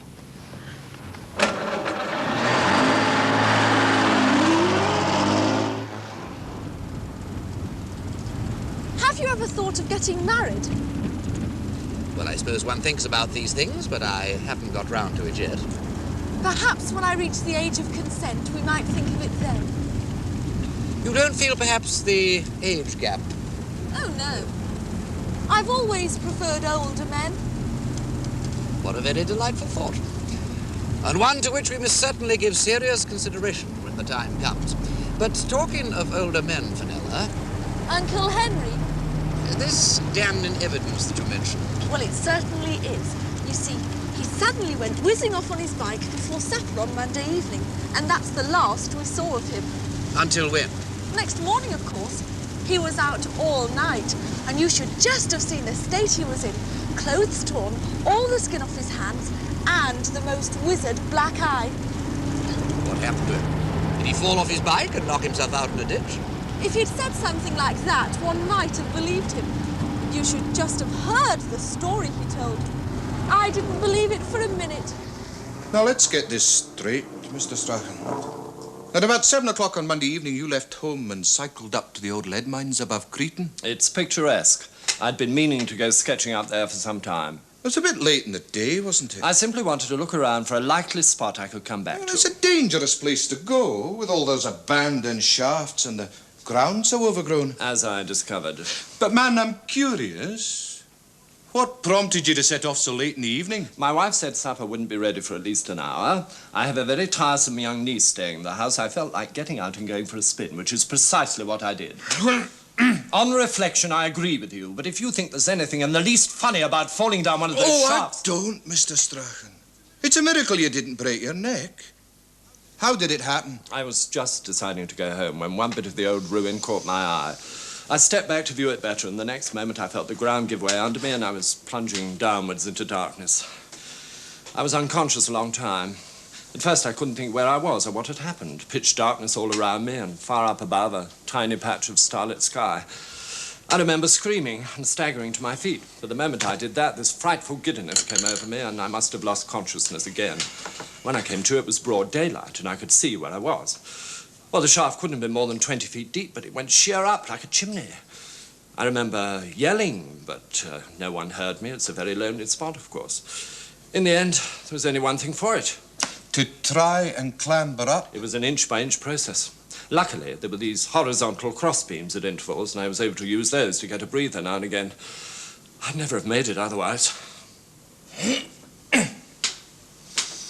Well, I can well imagine your feelings of relief, Mr. Strachan. What time was this? I don't know. I'd no watch. And what then, Mr. Strachan? I got on my bicycle and cycled straight home. What time are you home? I'm not sure. About 9:30. So for 14 hours, there are no witnesses to your movements? Now, look here, Inspector. I've been absolutely straight with you, and I've had an experience I hope never to repeat. If you've got any ideas at all about my having killed Campbell, you can put them out of your mind. Vidney.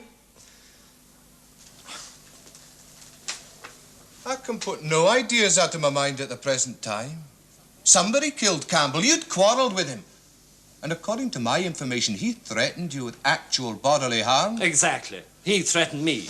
There's no secret about it. Gowan and Graham were there too. According to the statement I have here, Campbell said to you, I hope for your sake our paths don't cross on neutral territory. There's some awful lonely places round here. That lead mine is an awful lonely place, Mr. Strachan. Are you suggesting he followed me there?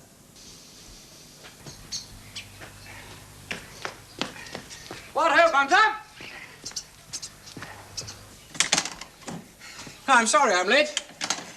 I've been returning a Miss Fenella Strachan to the bosom of her uncle. Well, that's a very odd young lady indeed. Case of what you might call lamb dressed as mutton. Can't be more than 15, still at school, in fact. They're doing her best to act like a femme fatale of 35. Anyway, Strachan claims to have spent Monday night at the bottom of a disused mine shaft, no less. Well, he certainly looks as though he had. Oh, I'm so sorry. I didn't know we were entertaining. Mrs. Ellison is just on the point of leaving, my lord. Thank you, Mr. Bunter, for your hospitality, but... Mrs. Ellison? Mr. Waters' landlady.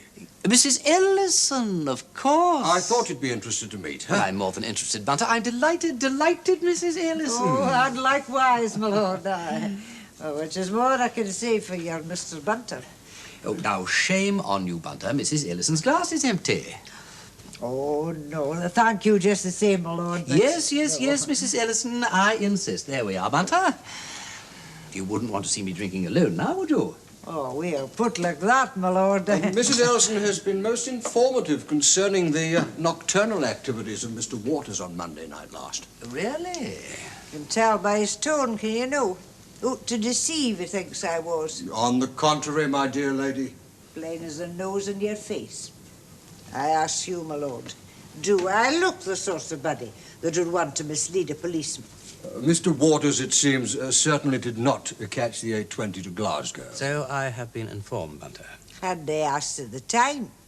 Had I known at the time about poor Mr. Campbell? You would have told the police. Well, of course you would, Mrs. Ellison. But what makes you now think that he didn't go to Glasgow? Well, before he went to his bed, they told me he was going to that exhibition with Miss Cochran and Miss Selby. And then, sometime between 11 and midnight it was. On the Monday night? I heard someone throwing pebbles at Mr. Waters' bedroom window. Sleeping as I do, you see, one room removed from Mr. Waters, you see. Both windows looking out onto the street. Naturally, you went along. I was not prying, let that be made quite clear. I was... Not prying? Well, I am sure you weren't, Mrs. Ellison, but naturally, having been awakened... I went to my window. Naturally. And there, in the street below, was this man. I mean, if the police had asked about the previous night, do you not think I would have told them? He thinks I'd not have told them. Oh, well, now, shame on you, Bunter. I mean to say, I saw Mr. Waters myself on Monday night. In fact, shortly after 10:15, no, 10:30, I believe it was, I delivered him back, slightly inebriated, I admit, to your own front door. Now, did I tell the police that? A difference, you see, between a gentleman. A gentleman's gentleman, so-called. Did you recognize this man? He was well wrapped up in an overcoat and muffler, but I heard Mr. Waters open his bedroom window, and what do you want, he says. And what did he want? Oh, couldn't hear his answer. But stop making that blasted row, said Mr. Waters, and down he went. He opened the door, let whoever it was in, and went into the sitting room. And I went back to my bed. But a little later... A little later, I heard footsteps running up the stairs to Mr. Waters' bedroom and down again. I heard the front door open and shut, and off they went. Walking or in a car? The car. Then, but a quarter of an hour after that, I heard the door open again, and footsteps tiptoeing up the stairs to Mr. Waters' bedroom. I mean, had I known at the time, do you not think I would have told them? Thanks, I would have told them. And in the morning, Mrs. Ellison? Well, I wakened Mr. Waters at 7, as he asked, and put his breakfast in the sitting room. And then I went off to do my little job of work that I always do. And when I came back about 8:20, I see that Mr. Waters has eaten a very sketchy sort of breakfast and gone. And? Off. On his bicycle. Bicycle? A bicycle that always stands inside the front door. Isn't that right, Mrs. Ellison? It was there on Monday night and gone on Tuesday. No, my lord. Mrs. Ellison, I am no end grateful to you. Well, now, come along, Bunter, show good intentions and escort Mrs. Ellison home. Thank you. I can manage quite nicely.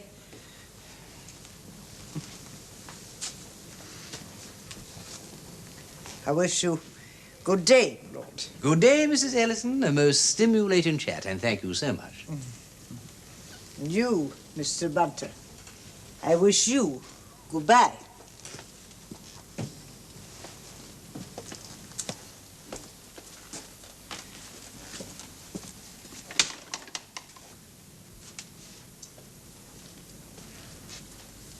And what do you make of that, my lord? Hard at it since lunchtime, I would imagine. No, I meant the man in the street. Campbell? Come back to finish his row with Waters? They drive off together in Campbell's car to fight it out. Campbell gets his head bashed in. Waters conceals the body somewhere and then goes home to make everything look as ordinary as possible. He then works out a plan of action. And he dodges off in the morning on his bicycle when Mrs. Ellison's back is turned. He puts the body and the bicycle into Campbell's dicky and then hares off to the Minnoch to stage the accident. No, it's no good. Yeah, well, I was about to compliment your lordship on a most logical progression of thought. No, Bunter. The circumstances, I admit, may seem to fit the crime, but if my hypothesis is correct, where is Waters now? What on earth is the good of concocting an elaborate fake like that and then throwing suspicion on oneself by running away? My lord... And if you are going to say perhaps he has fallen down a mine shaft like friend Strachan... No, my lord, I was about to observe that there is a common denominator with our 5 red herrings. Well, what's that? Absence on the night of the crime. Oh, there you are, Bertie. This is a fine time to be getting home. Oh, well, it was a film, Mr. Hammond. It finished a bit late. There was a wee bit of a fire in the projection room halfway through, but they soon had it out. Oh, not soon enough. Oh, but it was a lovely film. Do you not think that Raman Navarro's a lovely man? Pretty dago. That love scene with Mata Hari. I'm not ashamed to say I was shivering all over. Does he not remind you of Mr. Bunter? What? Raman Navarro. I cannot say I see the comparison, Betty.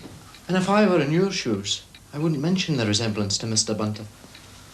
Oh, well, Mr. Bunter's not physically beautiful. Not in the same way, that is. Oh, but they're both masterful men, and that's what's important to a woman. Is it? Well, I'll tell you what's important to a man. It's 10 minutes to closing time, and I'm not standing here listening to any more of your nonsense. Well, where's Mr. and Mrs. Alcock? They're out visiting. They'll be back in half an hour. I don't understand. Well, there's no need to wait for me. Why did you not leave the key under the mat? When Mr. Gowan's away, it's Mr. Alcock who says what goes in this house. The premises are never to be deserted. There are too many valuables. The place is a standing invitation to burglars. Burglars? What am I supposed to do? The house is suddenly swarming with burglars. Just scream. I'll come running.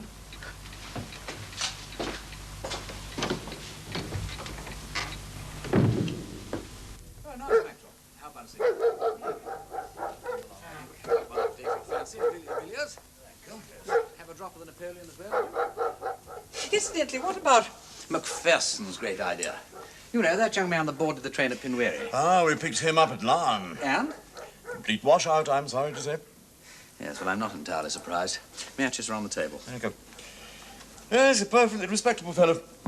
Works for a linen factory. He's given a long weekend's leave to visit his family, who live somewhere near Pinwary. Due back on Monday. Overslept. Missed the train. Had to hang around for the 2:39. Hence the agitation. Mark you, his description didn't exactly tally with any of our suspects. There we are. Thank you. I can find the fellow. Macpherson's in Ireland now, checking up on the story. He's wasted a whole day of one of our best men's time.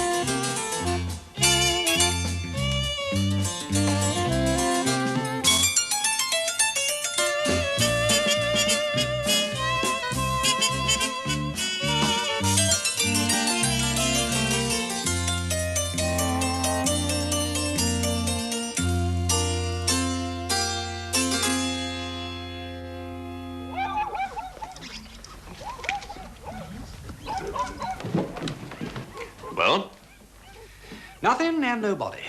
We've searched the place from cellar to the attic. There's no one concealed on the premises. And the particular bedroom? No sign of recent occupation. I trust your lordship is satisfied. I'm far from satisfied, Alcock. I'm not accustomed to healthy young women bursting into my house late at night in a state of abject terror, babbling about some kind of monster. You believed her story, my lord? We will ask the questions, Alcock. How do you explain it? Heightened imagination, Sir Maxwell. And what should heighten it to that degree? She's a young Persian of a romantic type, and she's been acting very oddly for the last few days. Give an example. Well, my lord, I have no wish to embarrass Mr. Bunter, but the fact is that Betty has, as they say, taken a shine to him. She's been going around talking to herself. Why, only on Tuesday morning, Mrs. Alcock heard her say, as clear as a bell, "My lord, this is my wife, Mrs. Bunter." It's quite true, my lord. And this evening, when she came back from the cinema, she asked straight out if I didn't think Mr. Bunter was like that there Raymond Navarro. I see no reason why a girl should not be attracted by Bunter. He impresses me as a most personable man. But if her story is without foundation, what could possibly provoke the state of hysteria we witnessed? I fancy, Sir Maxwell, it was something like this, with your lordship's permission. When she returned from the cinema this evening, Mrs. Alcock and I were out visiting neighbours. Hammond was on duty. He wanted to go to the McLennan Arms for a pint before closing time. The master always likes to have someone on the house as a precaution against burglars. Hammond, perhaps unfortunately, made some reference to this on leaving. Betty, finding herself alone and being a nervous type, worked herself up into a state and was the victim of some sort of hallucination, hence her panic flight. You're a very persuasive man, you know, Alcock. Thank you, my lord. Now tell me why the top floor of this house was placed out of bounds. Out of bounds, my lord? Is that what she told you? It's the only reason that she went there. Rather like Bluebeard's wife, don't you know, visiting the Forbidden Chamber. I can assure you, my lord, the top floor has never been out of bounds. Never? Except for the master's studio, my lord. When he's away, it's always the same. None of us go up there. Not even Mrs. Alcock to do the dusting. Then why did Betty go up there? We only have her word for it, my lord, that she did. We're wasting our time, Wimsey. Yes, I think we are. As Chief Constable, I'm warning you, all three. It is a serious offense to withhold evidence or in any other way to obstruct the police in the execution of their duty. Is that understood? Perfectly, Sir Maxwell. If I could inquire as to Betty's present whereabouts, only Mrs. Alcock and myself do feel some measure of responsibility. Glad to hear it. We left her in a state of some shock. Miss Selby and Miss Cochrane are caring for her tonight. Very satisfactory. Would there be anything further that you or his lordship might require? Not for the moment, Alcock. Then, gentlemen, if you'd step this way.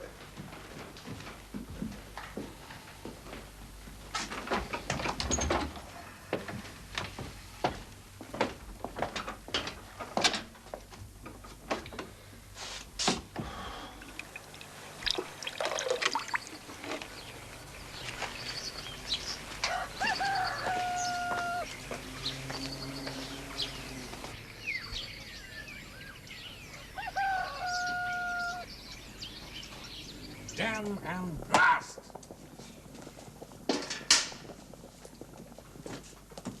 My lord? I said, damn and blasted, Bunter. Your pal Alcock's a cool customer. I can assure your lordship he's a most excellent butler.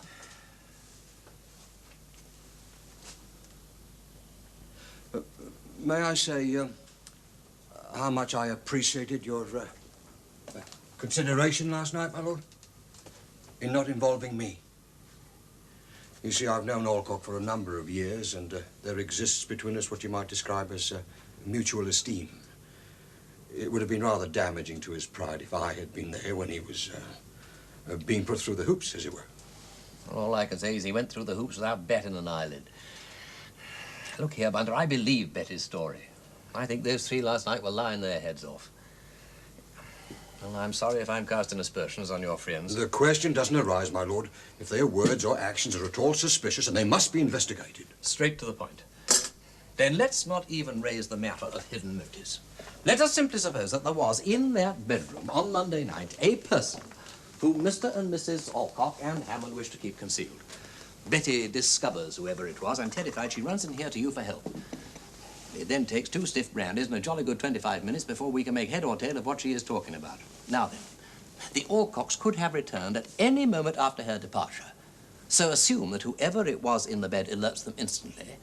We have given them a clear half-hour before the police and I put in an appearance. Ample time to change the bed linen and put the place to rights. Quite. Yeah. But knowing your lordship's thoroughness, you noticed nothing significant?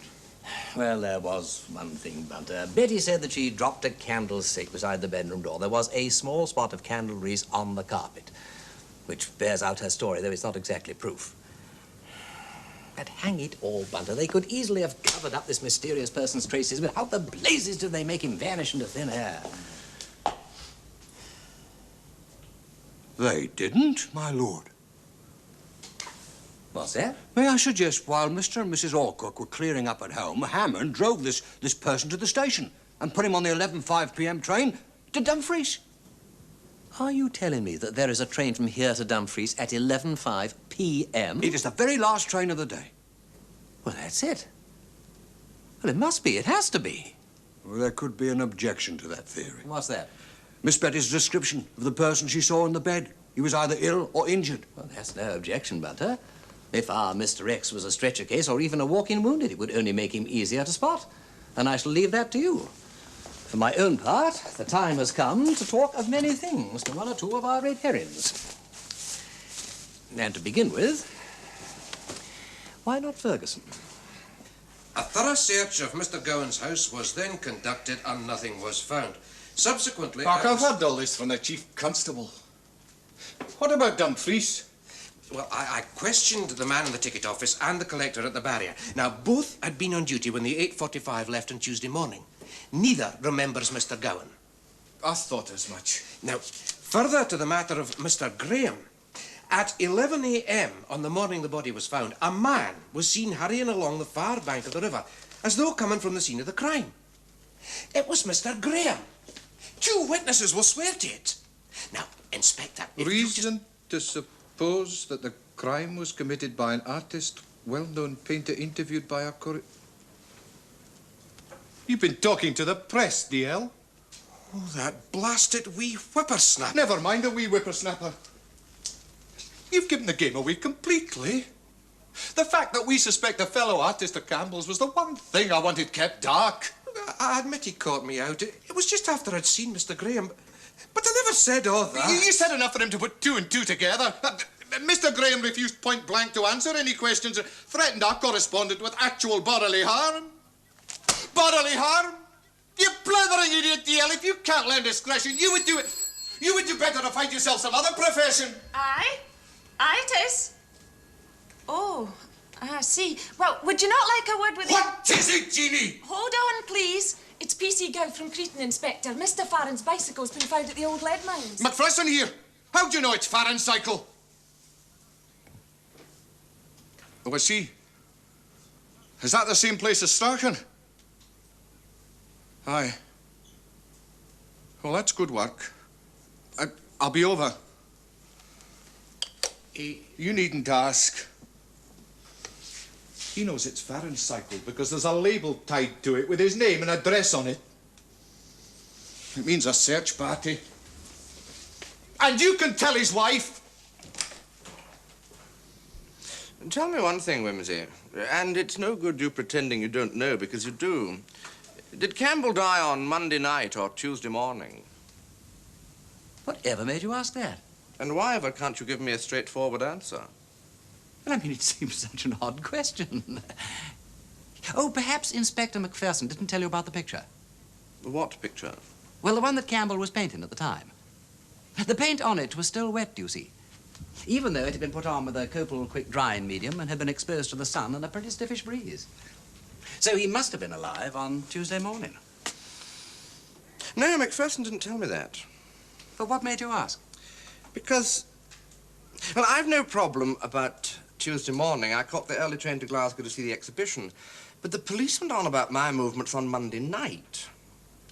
Well, I spent all of Monday night here, and they became damnably inquisitive. Did they? Oh, well, I'm blessed. Oh, that's why I wanted to know. You see, if there's any doubt about Campbell being alive on Tuesday morning, then it could put me in a bit of an awkward spot. Yes, I see your point.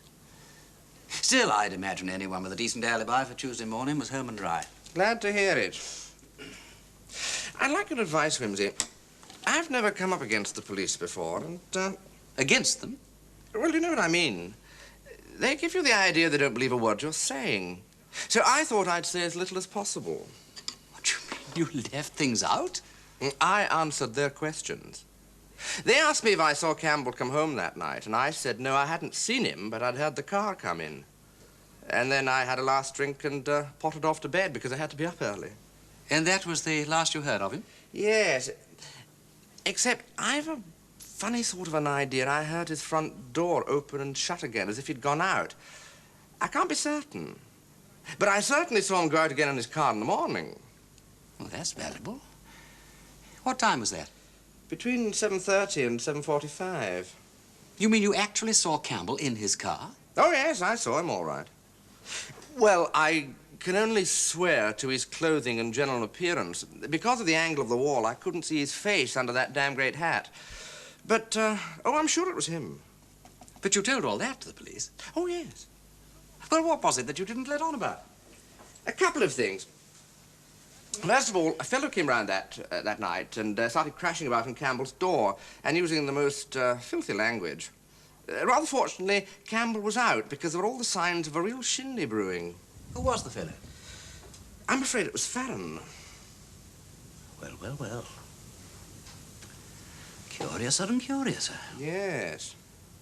I popped my head out of the window and told him to stop making that filthy row. He said he'd had enough of Campbell hanging round his wife. Threatened all sorts of terrible acts of violence against Campbell's person. Of course, it doesn't mean a thing with him. He's always going in off the deep end. Then what happened then? And then he took himself off. On his two legs? No, on his bicycle. Ah, yes, of course. Look here, Ferguson, how much was there between Campbell and Mrs. Farron? Damn all if you ask me. I think Campbell used to get a bit sentimental about her in his cups. But she's much too high-minded to get herself into trouble. I can't stand her personally. And did Farron depart altogether, or did he come back later, by any chance? Well, that's just the thing. I don't know. Someone came later. When was that? Just after midnight.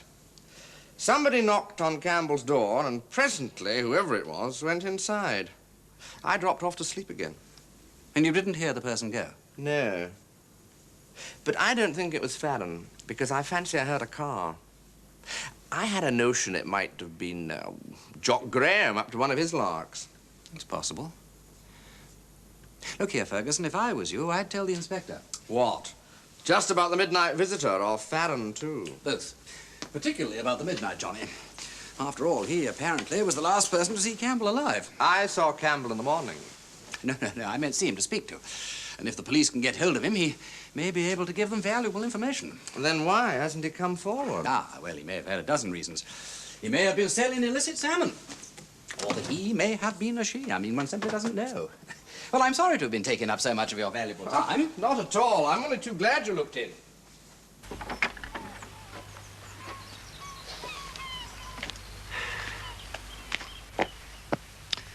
What a splendid sight. Yes, a favorite view. Well, I must be on my way. Incidentally, which train did you catch to Glasgow? Well, I had meant to drive to Dumfries to catch the 7:35 from there, but on Monday I had a spot of magneto trouble. So I caught the bus to Gatehouse instead. Oh, I see. What was wrong with the magneto? Armature winding. Uh-huh. As I was staying the night in Glasgow, I took it with me and had it fixed there. Oh, good idea. Well, do go and see Inspector McPherson, won't you? There's a good chap. Toodaloo.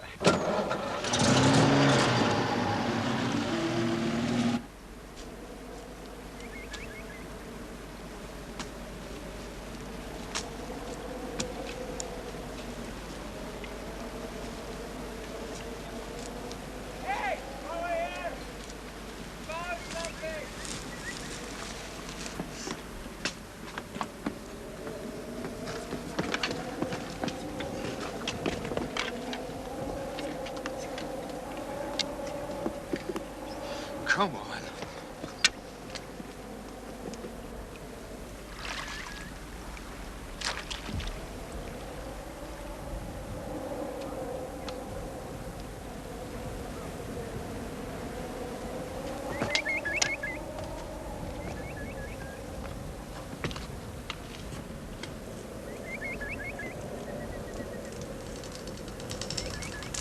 Well, we'll soon have the truant back.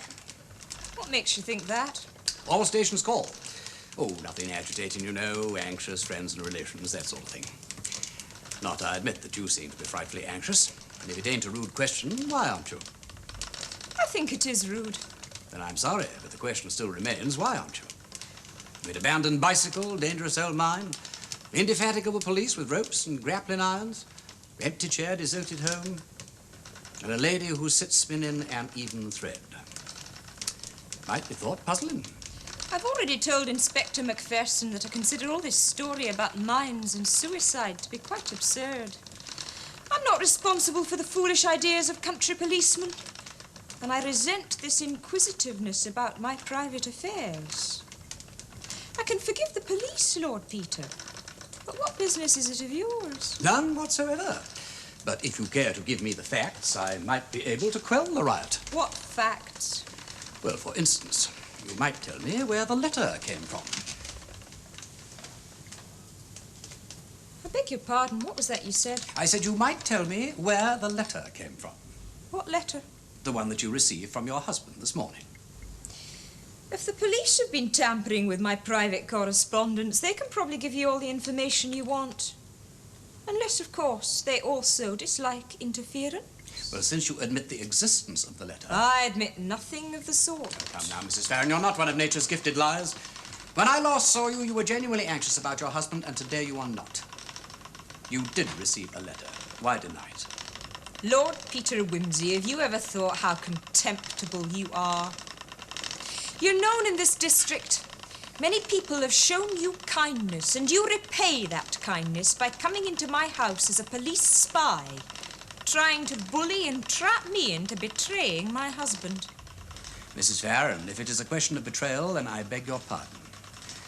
I can only say again, and this time as a warning, the sooner that your husband returns to give an account of himself, the better for him and for everyone else. Lord Peter, I am certain that my husband is innocent of murder. There's another reason for his absence. To be insulted was enough to be deserted as well. Ah, stupid of me. It's your own pride that you're sheltering, of course. I tried to look as though nothing was the matter. I didn't want to show Hugh up before his friends. Quite right. Besides, it might be thought that you yourself had failed in some way. I've always done my duty as a wife. I've been faithful to him. I've worked hard to keep this house beautiful, to make it a place of inspiration. Is it my fault that that poor, unhappy man, Campbell, should come to me to tell his troubles? Is there any reason I should be outraged with vile suspicions? Do you think there was anything more than sympathy in my feelings for Campbell? Not for a moment. And why couldn't my husband believe it? Because he's in love with you. Hugh Farron is a decent man. Is it decent to believe vile things of other people? Well, the two things often go together, I'm afraid. Virtuous people are generally rather stupid about those sort of things. If I were married to you, Mrs. Farron, I would know that under no circumstances would you ever be unfaithful. It would give other people a handle over you. Upon my word, your reason is more insulting than my husband's suspicions. You're quite right, it is. Go and see him. Tell him what you've been saying to me, if you dare. With pleasure. If you'll give me his address. There was no address, but the postmark was Askham in Westmoreland. Thank you, Mrs. Farron. I'll find him. Henry Strachan may know his address. What makes you think that? They were very close. I didn't know. Secrets I was not allowed to share. That sort of thing. Just part of a man's world. Yes.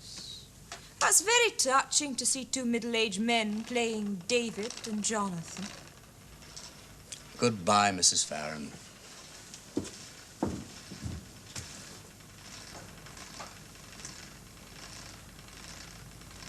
Well, Mrs. Smith-Lemessurier, what can we do for you?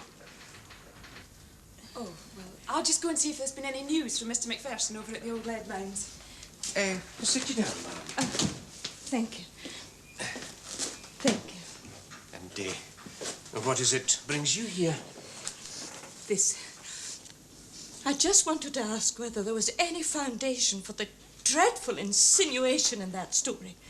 That's as maybe. What makes them say that an artist committed the crime?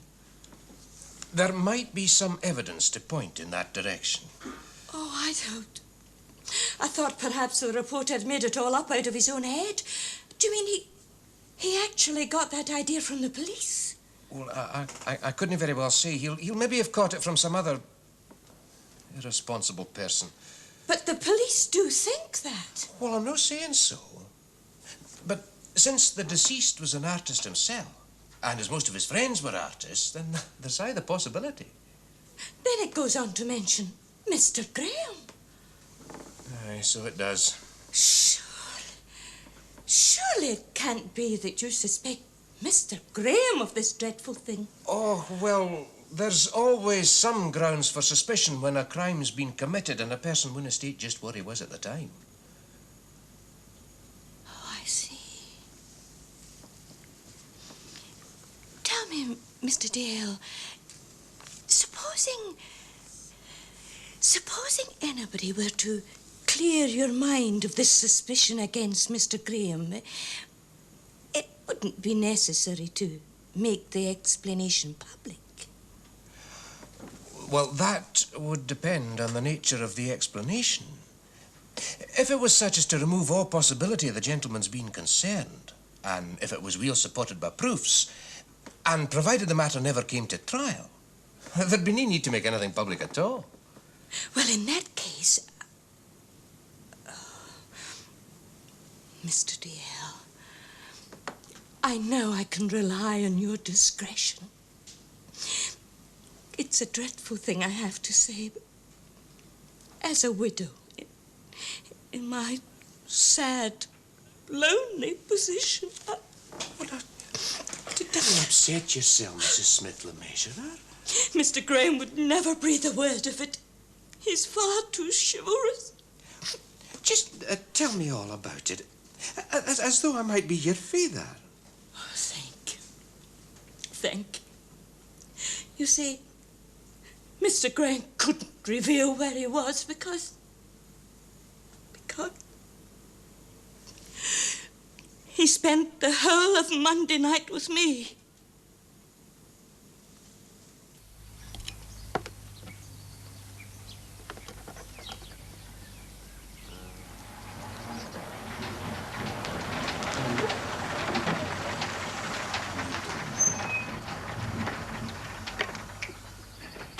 Now then, Bunter. Anything to report on Betty's creepy crawler yet? The suspense is killing me. Only 3 people caught the 11.5 last night. An elderly couple, known to the man in the booking office, and a stranger, who booked as far as Drummore, which is just 1 stop past Cooperi. Could he describe him? Quite dramatically, my lord. He was a man of small stature, and he wore a broad-brimmed black hat pulled way down over his eyes. He had a dark overcoat with the collar turned up, and he had a scarf wound round his chin. Oh, and he carried a small suitcase and wore dark glasses. Great Scott, he sounds like a spy out of cheap fiction. Just so, my lord. Anyway, I got in touch with the local taxi man at Drummore, a Mr. McNabb. Now, imagine his astonishment when a man in dark glasses offered him double fare to drive him to the Royal Stag Hotel at Dumfries. I can indeed imagine it. Anyway, I got in touch with the hotel, just to check. Now, a man in the name of Mr. Durant did book a single room there last night at 11 o'clock. The man in dark glasses signed in at reception, and he left to catch the early morning train to London via Carlisle. Oh, really, Bunter, this is preposterous. It's beginning to resemble the plot of a Wilkie Collins novel. I require some stimulant.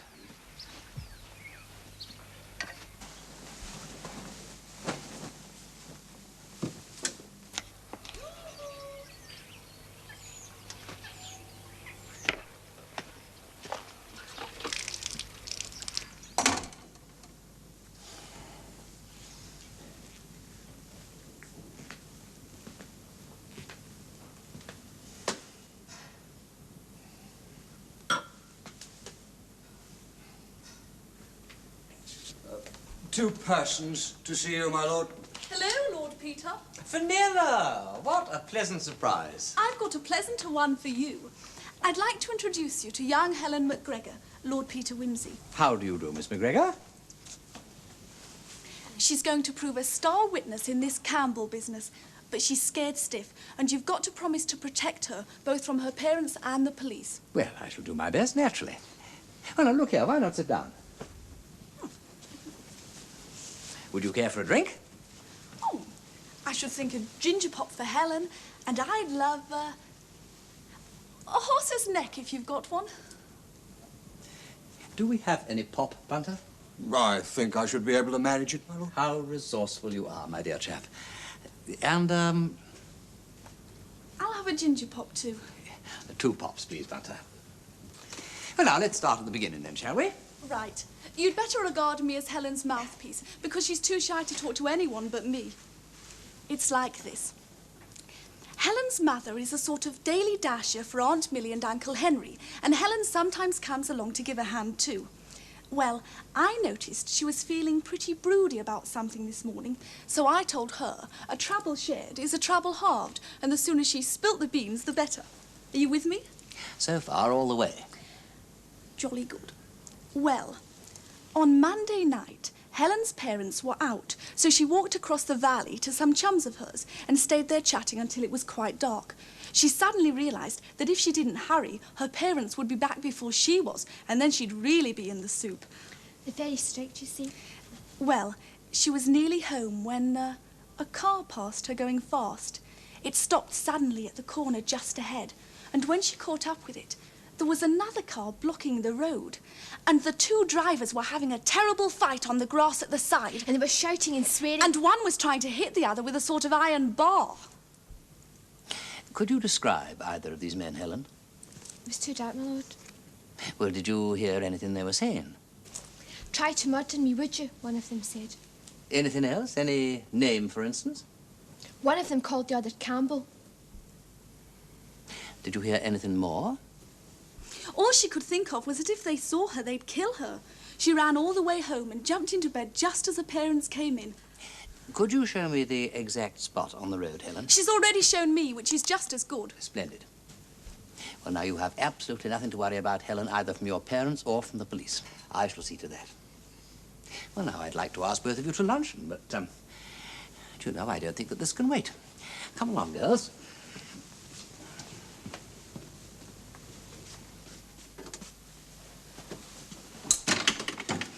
Shan't be long, Bunter.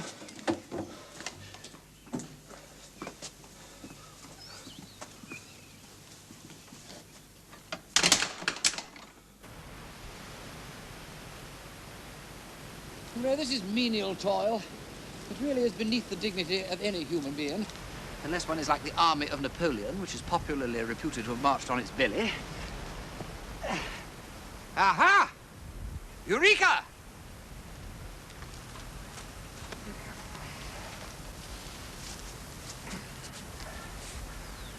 The murder weapon, Lord Peter. Certainly made that dent in Campbell's skull. But if it did, it lets out your hot favourite, Farron. You know, he was out on his bicycle, whereas this gentleman was driving a car. I so he was. Let's hope it has some juicy fat prints on it. Come and see what I found. Don't touch, lass. Oh, sorry, Inspector, but I don't think you'd get fingerprints off this. It's hair, my lord. Human hair. Now, have a look.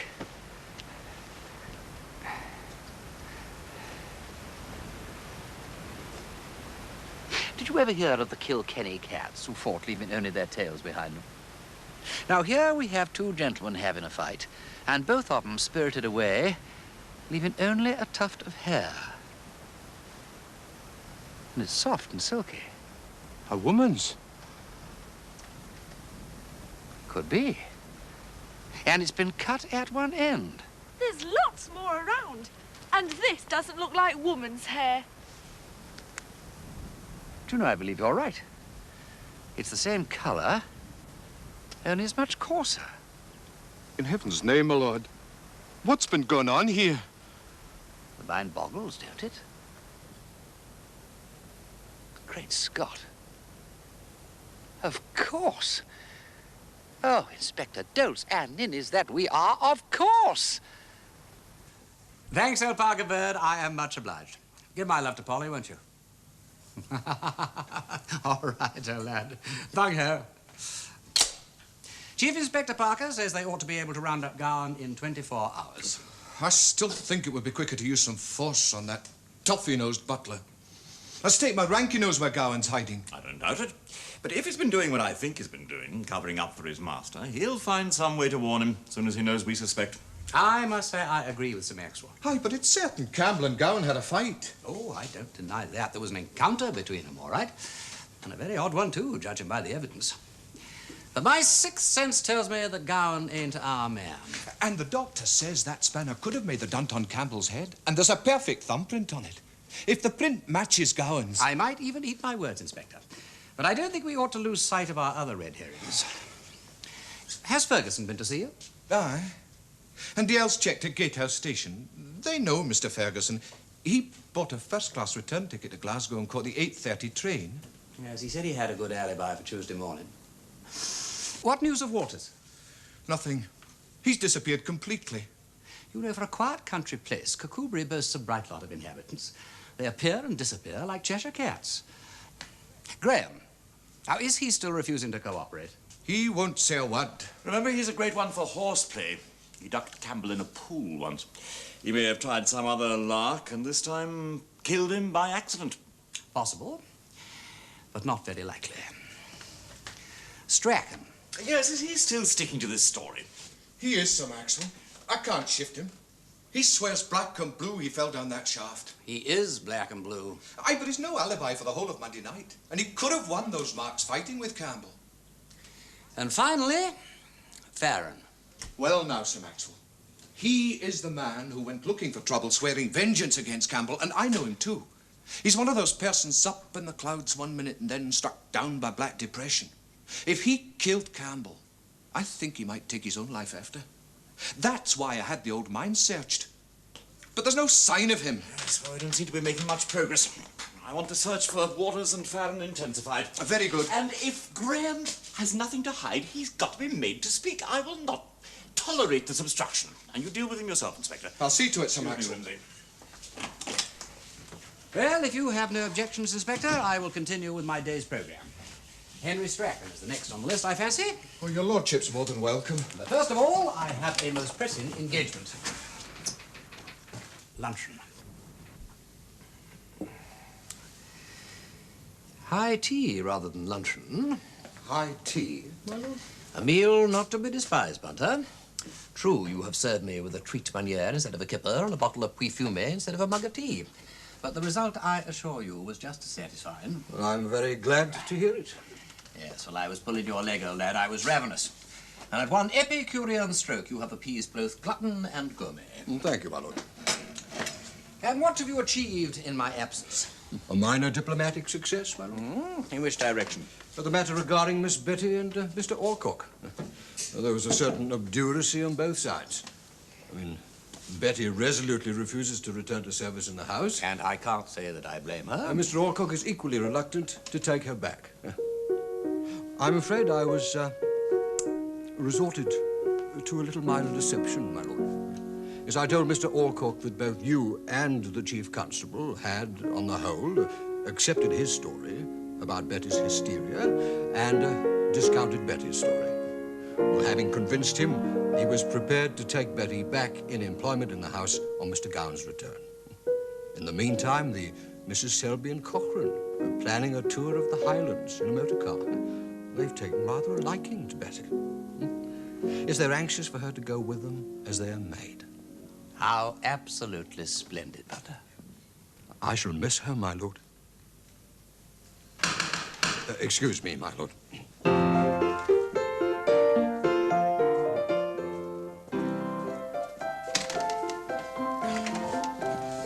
I say, look here. Hey, Wimsey. Chuck, my dear fellow, what a pleasure. Look here, Wimsey, I'm in the most ghastly hole. It's too awful. You're up to your neck in this thing. Have you heard about it? Go to. Where gettest thou that goose look? It's only just been sprung on me. What has? All right, Bunter, that'll be all, thank you. This Campbell business. Put on your nightgown. Look not so pale. I tell you yet again, Campbell is dead and cannot come out unscathed. Oh, stop drivelling, Wimsey. This really is damnable. I didn't kill Campbell, and now the most frightful things happened.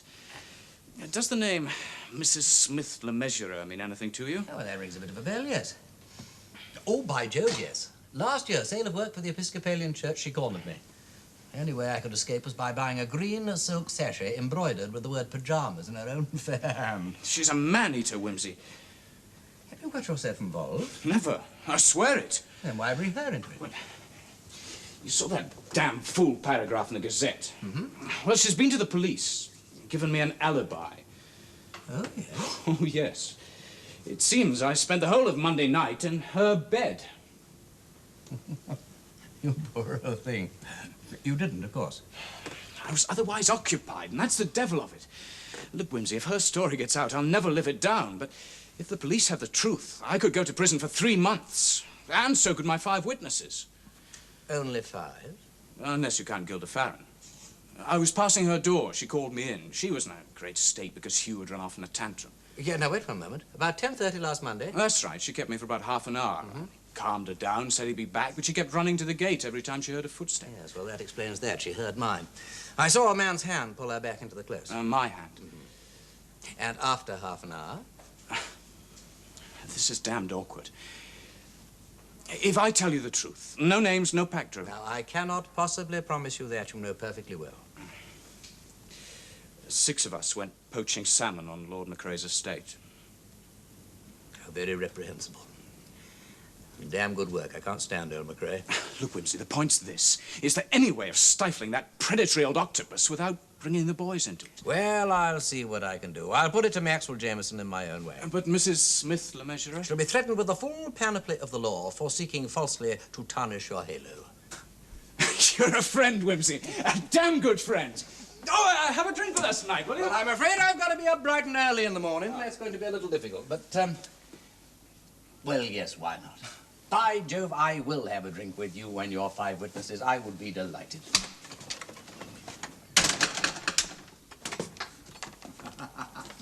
Bright and early, my lord? Yes, I have got to drive down to Westmoreland, Bunter. Very good, my lord. What shall I pack? Well, just an overnight bag, if you would. It has been a full day, if I may venture to say so. Both full and satisfactory, Bunter. And it ain't over yet. I have one more call to make. Bunter. My lord? Bunter, what thoughts do the words David and Jonathan summon to your mind? A quotation, my lord. I am distressed for thee, my brother Jonathan. Very pleasant hast thou been unto me. Thy love to me was wonderful, passing the love of women. Thank you, Bunter.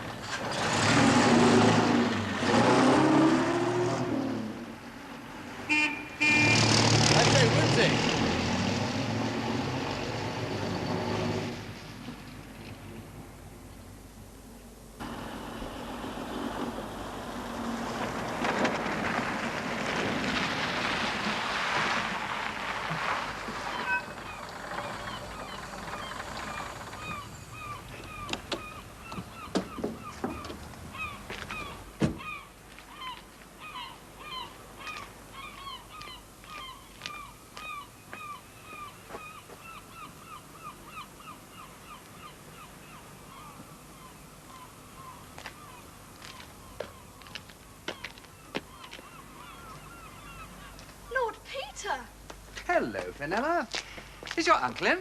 He's out painting. Oh, but do come in. Ah, well, no, thank you. I think I'd better not. You don't know where he is, by any chance? Absolutely, because Aunt Millie and I drove him out and dumped him there. Go down to the Carrick shore. About half a mile along, there's a sort of huge, great granite rock. He's sitting on the top, painting the Isles of Fleet. You can't possibly miss him. Never with such succinct directions. You know you've been a great help in all this business, Fenella. For the last time, I'm afraid. What does that mean? Uncle Henry thinks the present atmosphere up here unsuitable for someone of my tender years. I'm being packed off back to London tomorrow. I never thought I'd be sorry to go. I don't expect we'll meet again. I wouldn't dream of never seeing you again. Here is my London address. Come and have tea with me when I get back. Goodbye, Fenella.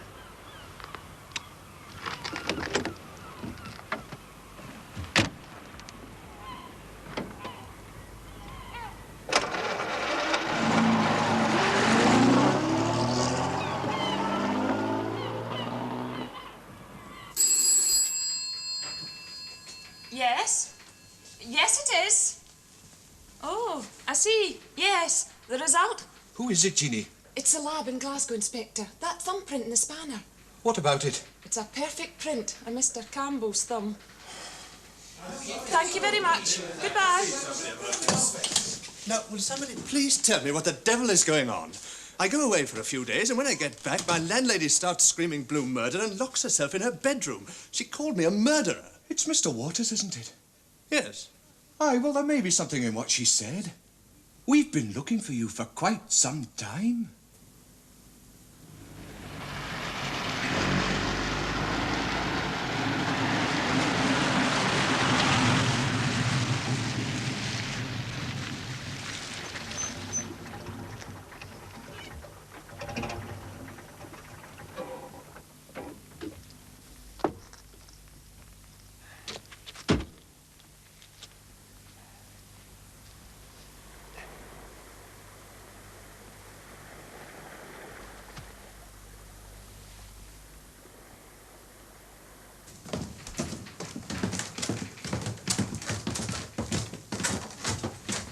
As far as I am concerned, it was a lot of fuss about nothing. Yes, well, I think we'll be the best judge of that, Mr. Waters. Sir Maxwell.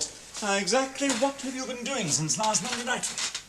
I've been sailing with a bloke, that's all. What bloke, Mr. Waters? Tom Druitt, my old college friend. Let's go back to the Monday night, Mr. Waters. After you left the pub. Well, I walked home with Wimsey and said good night and went straight to bed. And then I heard some idiot chucking stones at my window, and there was old Tom. What time was that? Soon after 11, I suppose. Anyway, I told him I had to be up bright and early in the morning to catch a train to Glasgow, but he said he had a much better idea. He had his boat, Susanna, lying off the dune, and why didn't we sail up the Clyde to Glasgow? Make the trip in 2 or 3 days. Frankly, I was in 2 minds. So what did you do? I went off to have a drink with him on board, and then Tom drove me home. Go on. Oh, well, I had a damn good night's sleep, and then when Mrs. Ellison woke me in the morning, about 7-ish, I saw that the weather was fine, and I thought, well, why not, after all? So I took my bike and pushed off. Did you tell Mrs. Ellison where you were going? She knew I was going to Glasgow. It was no concern of hers how I went. I cycled over towards the dune and signalled to Tom, and he came and took me off. What did you do with the bike? I shoved it in a little shed up there among the trees. Anyway, we dropped down the estuary on the morning tide and made the Mull about tea time and anchored just outside Loch Ryan. Wednesday, we lazed about a bit, did a bit of fishing, but then the weather turned very nasty, and Thursday was a real beast, raining and blowing like hell. That was when the boom caught me. After that, Tom gave up, so we put about and headed back towards the dune. So much for my sea voyage to Glasgow. When did you get in, Mr. Waters? About 2 hours ago. I collected my bike from the little shed and cycled back to my digs. I must say I didn't get quite the welcome I expected. And where's our friend Mr. Druitt now? He's on Susanna, down at the dune. He'll be there a few days, I suppose, making things shipshape again. Go and see him, will you, dear? And if he can corroborate your story, I don't think you've anything further to worry about, Mr. Waters. Thanks very much. I can go now? Yes, we know where to find you. His story tallies with Mrs. Ellison's. Yes, it narrows the field. Yes? Yes, it is. Hold on, please. It's Scotland Yard, Inspector. MacPherson here. Hello, Chief Inspector Parker. Gowan. Oh, but that's fine. Very good, Chief Inspector. If you could get him on a train as soon as possible. What ho, Strachan? Wimsey. Your delightful niece told me that you were here. Delightful. That's a matter of opinion. It's my opinion that she's going to turn into a very remarkable young lady. Indeed. Well, it can't happen too soon. As far as I'm concerned, her presence here is an annual penance. Good, vigorous stuff. Your injury's not hampering you? First time out. Had to try my hand again. Mm-hmm. You use very big brushes. Broad, sweeping style.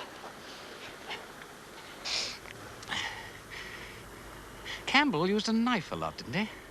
Yes. It's a quicker work with a knife. It is, generally speaking. Mm-hmm. Do you work as fast as Campbell did? Not quite as fast as he would with a knife. But using my own methods, I could probably produce the sketch as quickly as he could. How much longer do you need on that? Another half hour. Your interest is very flattering, Wimsey, but I doubt if you came all this way to admire my work. No, that is partly true, I'm afraid. I did want to ask you one or two questions. What about? Your story about falling down that mine shaft. Well? Police are skeptical. Damn the police. It's their job to be. Bloody interfering McPherson. It's a miracle I'm here talking to you and not dead and rotting at the bottom of that stinking shaft. Personally, I find it such a preposterous story. I'm inclined to believe that it's true. Thanks. No, not a bit, not a bit, not a bit. No, I think you fell down that shaft and had a miraculous escape. I honestly believe that that was part of the night's adventures. What are you insinuating, Wimsey? Well, I'm not insinuating, really. But I have to consider all the possibilities. I mean, Farron had threatened Campbell. Campbell had threatened you. Are you accusing me of having anything to do with his murder? I'm not accusing anybody of anything. But I am suggesting that you know more than you told the police. After all, you and Farron might have planned this thing together. You are, I believe, quite close friends. Rather like David and Jonathan, in a way.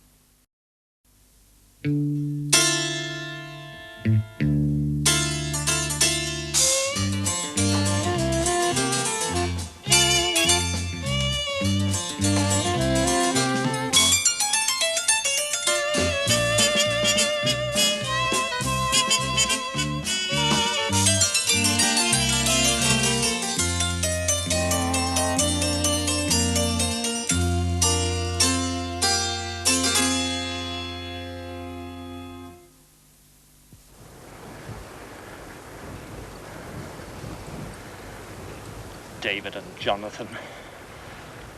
The bitch. Did she really say that, Wimsey? Her parting words. Farron and I are old and close friends. Or at least we were until he married that awful woman. She stifled his talent, sucked him dry, made him second-rate. I wasn't free to speak my mind. He wouldn't hear a word against her. And she hated my guts. Jealousy, of course. Some women can't stand a friendship between men that excludes them in any way. And Gilda Farron is one of them. So, what happened on Monday night? Farron rang me at home. He was drunk and making all sorts of idiotic threats against Campbell. Like murder? No, not murder. Mayhem, perhaps. He's the devil of a temper. So I thought I'd better go after him. Why didn't you take your car? No petrol. It was too late to get any more. Anyway, I toured the pubs he usually goes to, and he'd been in all of them on the warpath against Campbell. And then I had an idea. When he wants to get away from things, he goes up to the old mine at Foul Bay and broods. And there he was, sitting on an old heap of winding gear. I argued with him, but it was no use. He was in a foul temper, and suddenly lashed out at me with his fist. Hence the black eye. Yes, and he was off like a shot, and I started after him, but it was getting darker all the time. And a minute later, I fell into that bloody shaft. Have you heard from him since? No. And if you want to know, I'm worried sick. Come on, Strachan. I'll give you a lift home. I'll tell you this, Wimsey. One of these days, you'll go too far, and somebody will murder you. Do you know, I wouldn't be in the least bit surprised.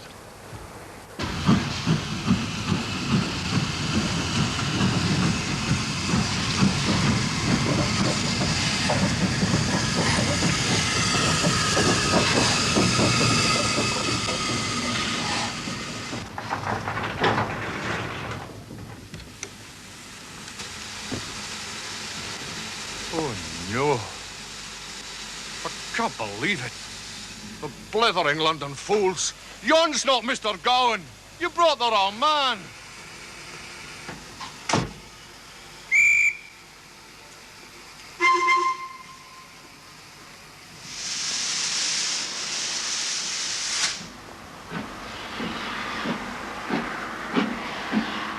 Well, I just managed to catch Campbell one glancing blow with that spanner, and then he grabbed me, and of course I was no match for that great gorilla. And when he produced that frightful cutthroat razor, I swear to you, Inspector, I was quite certain he meant to cut my throat. I think we can guess what happened then, Mr. Gowan. For we found a handful of black beard by the roadside. Oh, Alcock, he was an absolute brick. It was his idea that I should stay undercover in the house until I was fit to be smuggled to London. Oh, of course, that's when the trouble all started. Oh, poor wee Betty.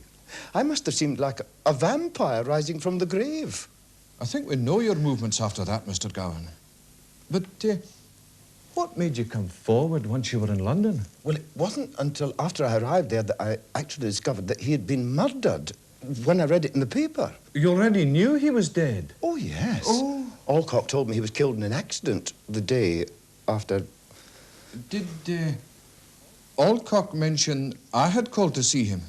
No, not a word. Well, I mean, he knew that I couldn't possibly have murdered Campbell myself. Oh, no, no, no. And, well, I suppose he felt it was his duty to protect me from any further unpleasantness. Oh, he is an excellent man. He won't get into trouble, will he? That is a matter for the Chief Constable to decide. Inspector McPherson, have I got to stay in Kirkcudbright? It'll be a help, Mr. Gowan.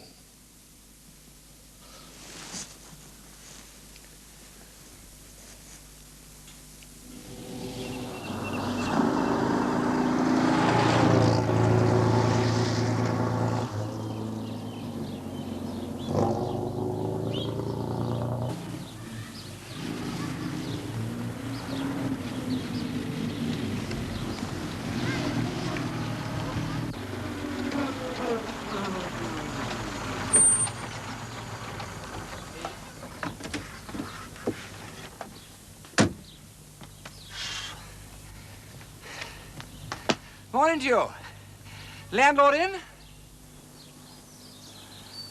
Thank you. I'm afraid, ladies, I am not at liberty to disclose his lordship's destination. Or, for that matter, the reason for his journey. Suffice it to say that he is, in the language of modern fiction, following a lead. Poppycock. If you ask me, he's just gallivanting. Precisely, Margaret. Deserted his post while on active service. Unpardonable. Particularly as we need his advice so urgently just now. Advice, miss? Well, yes. You don't think it was just idle curiosity that brought us here, do you? Oh, no, of course not, miss. Anything but. Could I be of some help during his lordship's absence? Well, perhaps if we explained the situation, Margaret, don't you think that Bunter might be able to give us a few small pointers? Oh, you're probably right, dear. You see, Bunter, we've just found out that unfortunate wretch Campbell had no close relations. And you know as well as we do he hadn't a friend in the world. Except perhaps Gilda Farron. So after a lot of heart-searching, we decided to take it upon ourselves. We went and called on dear Sir Maxwell Jimison. An old friend, always very helpful. Well, he told us that there would be no difficulty in releasing the body, so everything's fixed, you see. Releasing the body, miss? Exactly. So we were able to go ahead at once. You understand, Bunter? No. I'm afraid I'm completely in the dark. For what purpose do you require the late victim's body, Miss Cochrane? Oh, what an extraordinary question for the funeral, of course, you stupid man. We've arranged for Mr. Campbell to be buried at the Presbyterian Church tomorrow afternoon. Oh, naturally, the simplest ceremony.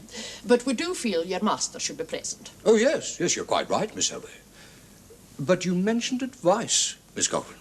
Yes, it's a question of ethics, really, particularly as we shan't be able to attend the ceremony. It's not considered proper for women to be present at funerals in Scotland, you see. No, not that we, for one moment, subscribe to such outmoded shibboleths. No, as far as we are concerned, Bunter, the sexes are equal. Quite so. And a very good point, if I may say so. As you are doubtless aware, Bunter, it is customary for the deceased's relatives to provide some sort of refreshment after the service. The sherry, Madeira cake and so on. Now, as the organisers of the funeral, we feel that we should provide the food and drink. But where? That's the question, Bunter. Where? Well, as you know, Bunter, since the murder, the police have kept Campbell's cottage locked up. Would it be in order, then, for us to invite the mourners to our home? Or should we take a room in one of the local hotels for the occasion? Or do nothing about it at all? Well, you see what a difficult decision it is to make, Bunter. I do indeed, ladies. Yes. Perhaps under the melancholy circumstances surrounding the death of the late Mr. Campbell, the best plan would be to do without the funeral baked meats, as it were. Precisely my feeling, Bunter. I knew we could rely upon you for a sensible decision. Thank you, miss.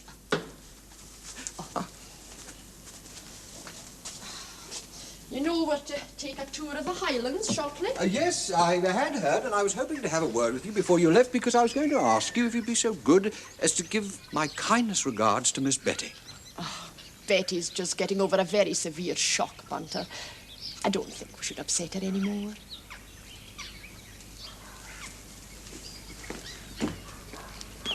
Of course we shall give her your message, Bunter. And she asked particularly to be remembered to you most fondly.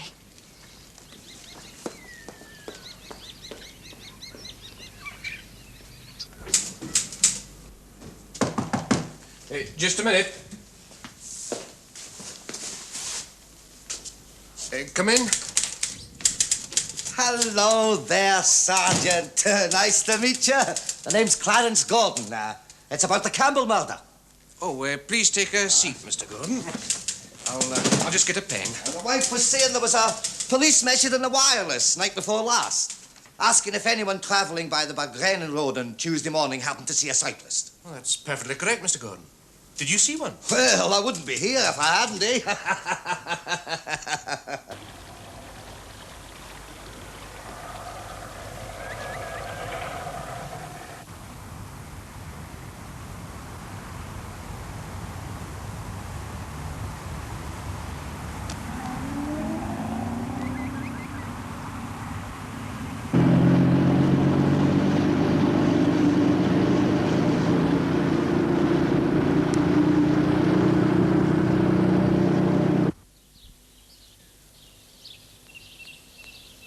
Bit extravagant with the flake white, aren't we? Wimsey! By all that's holy... How the devil did you find me? Well, if you will go around the countryside leaving a trail of newly painted pub signs behind you, it ain't exactly difficult. Statement dated 25th October 1931. My name is Clarence Gordon. I'm a commercial traveller for the firm of Moss & Gordon, Glasgow. That's correct, Sergeant. Moss & Gordon. Dealers in high-class ladies' wear. Dresses, hosiery, lingerie. Have a nice new wee line, incidentally, that would be sure to interest a smart, pretty lassie like you. For the firm of Moss & Gordon, Glasgow. I travel the Kirkcudbright district on alternate Mondays and return on the Tuesday morning by the Bargrennan Road to Girvan, where I have a good many customers. Last Tuesday, I passed through Bar Hill at 10:20. I remember seeing the train go out of the station just before I got there. Yes, that's how I knew the time, you see.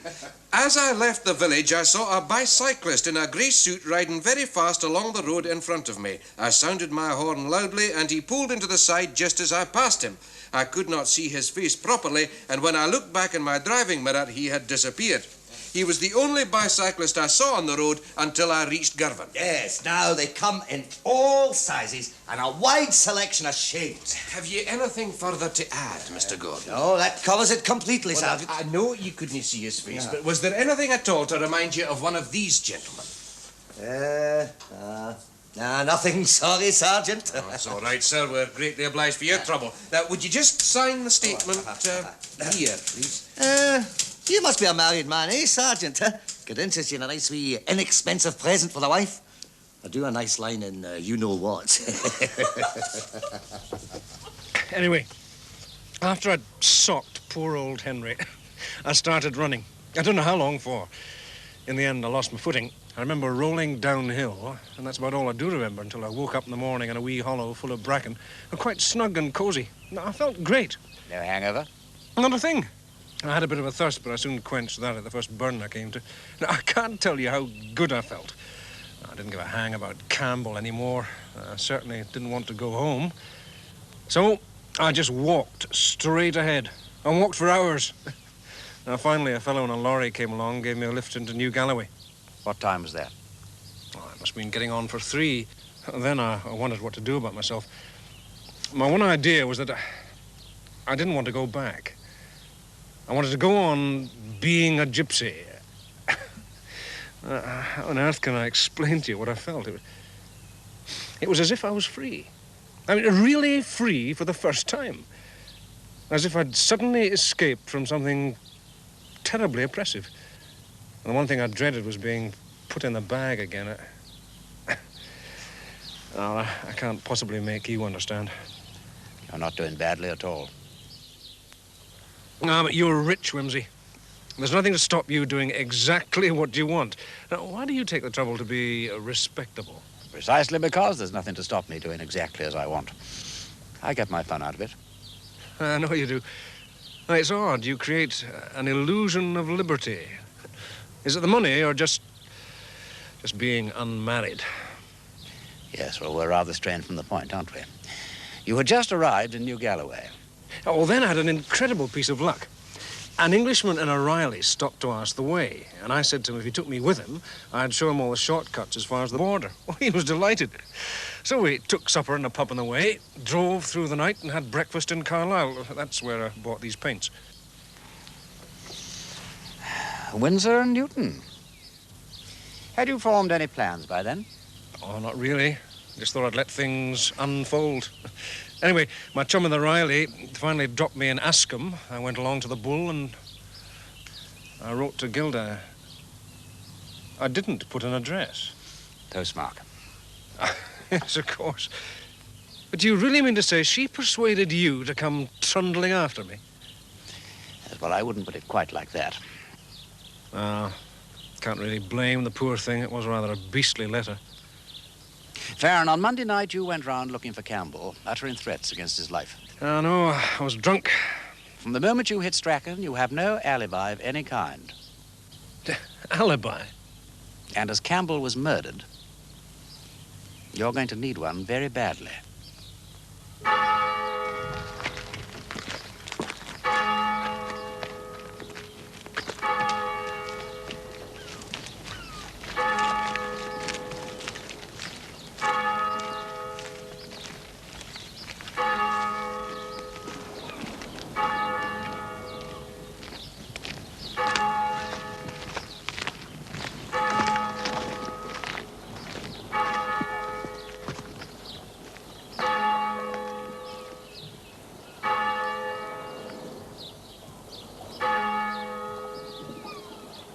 I am the resurrection and the life, saith the Lord. He that believeth in me, though he were dead, yet shall he live. And whosoever liveth and believeth in me shall never die. For as much as it hath pleased Almighty God to take unto himself the soul of our brother here departed, we therefore commit his body to the ground, earth to earth, ashes to ashes, dust to dust, in sure and certain hope of the resurrection to eternal life through our Lord Jesus Christ. The grace of the Lord Jesus Christ and the love of God and the communion of the Holy Spirit be with you all. Amen. 6 suspects, 1 murderer, 5 red herrings. Well, it's not Gowan, it's not Ferguson, it's not Waters, and it's not Graham, so that leaves Strachan and Farron. As plain as a pikestaff, it must be Farron. A, the motive. B, we know he went searching for Campbell. And C, he can give no good account of his movements over the relevant period. Nor can Strachan. Aye, but Strachan came back. Farron ran away. Why not Ferguson? Man, what do you say? Wimsey, we know that's not possible. Look, Inspector, do you have Clarence Gordon's statement there? My lord, Ferguson took the 7:50 bus and caught the 8:30 train from Gatehouse. Reliable witnesses at the station substantiate his story. Well, for the sake of an argument, suppose that Ferguson didn't catch the 8:30. He couldn't possibly have dumped Campbell's body and caught the only alternative train, the one from Bar Hill via Girvan. And we know that nobody went from Bar Hill. We can't rule out Ferguson, you know. By Jove, we can't. Oh, come now, my lord. Can you give one good reason for this strange conviction? I can give you 2, but I don't think you'll find either of them as convincing as I do. I'll tell you what. Let me have a shot at proving it. How will you set about doing that? Reconstruct the crime. We could start tonight. Look, Inspector, would you be kind enough to go to Ferguson and ask him for his help? Tell him that we want to use Campbell's cottage exactly as it was on the actual night. I don't see how he can very well refuse. Now, look here, Inspector. When I agreed to participate in this business, I had no idea it meant staying up half the night staring at your back. I mean, when does your blessed chief constable intend to show himself? It's gone midnight. Oh, not quite, Mr. Ferguson. There are still 2 minutes to go. Very well. 2 minutes too. And absolutely nothing has happened. I think it's dashed inconsiderate of him. I've had a hard day, I'm tired, and I would like to go to bed. I'm certain at any minute now, sir. Are you still sure?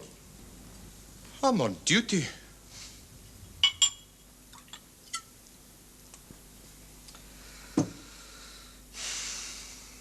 Duty.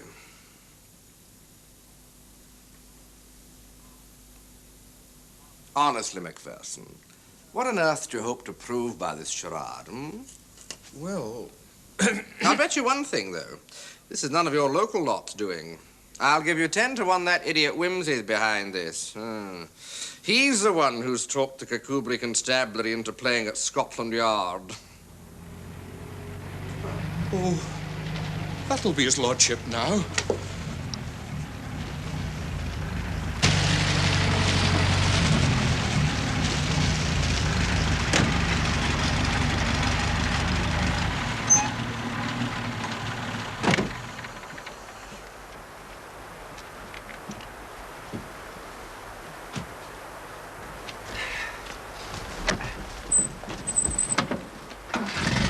Evening, Ferguson. Very kind of you to cooperate. Only too glad to help. Wish I knew what it was all about, though. But we're trying to find out who Campbell's midnight visitor was. It seems pretty certain that he'll have been our murderer. Anyway, we'll go about our business. Macpherson will stay with you, and if we go wrong, you can prompt us, what? Yes.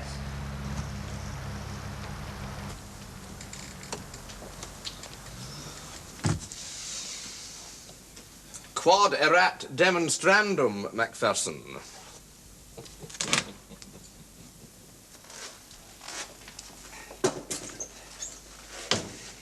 Right, we're still off duty, so make yourselves comfortable while you have the chance. We have a long 12 hours ahead of us. Well, now, first of all, we don't even know where Campbell was actually killed. All we do know is enough about him to guess that there was a row and a fight. We also know that he owned a bicycle as well as a car, and that that bicycle has been missing since the day of the crime. Incidentally, have you replaced it, Sergeant Deal? I, my lord, I borrowed Wally Mudrick's old crock. It's out in the garage now. And what about his painting paraphernalia and hat and cloak? Oh, I stood all that out in the garage, too. Stout fella. Now, at this stage, Sir Maxwell, it is my guess that our activity may be worrying Ferguson a bit. If he has a guilty conscience, he may feel a bit unnerved at being left in the dark. So I have a feeling that he may ask to come along with us tomorrow morning, and if he does, well, I think we should let him. Very well, Wimsey. It's 4 minutes past midnight, and you've been asleep in your bed for nearly 2 hours. Would you mind at least sitting on the bed, Mr. Ferguson?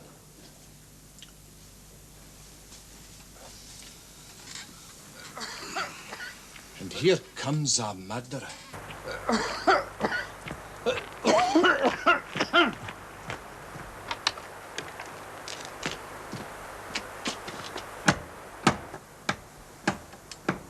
And that's the knock that wakes you. It's not much of a sound. You're a light sleeper, Mr. Ferguson. Yes. Yes, I am. Now, Campbell's letting him in. He enters. The door closes. And that's that. What do you mean, that's that? Oh, you can go to your bed now, Mr. Ferguson. But I understood that That's all right, sir. We won't be needing you anymore. Pleasant dreams, Mr. Ferguson.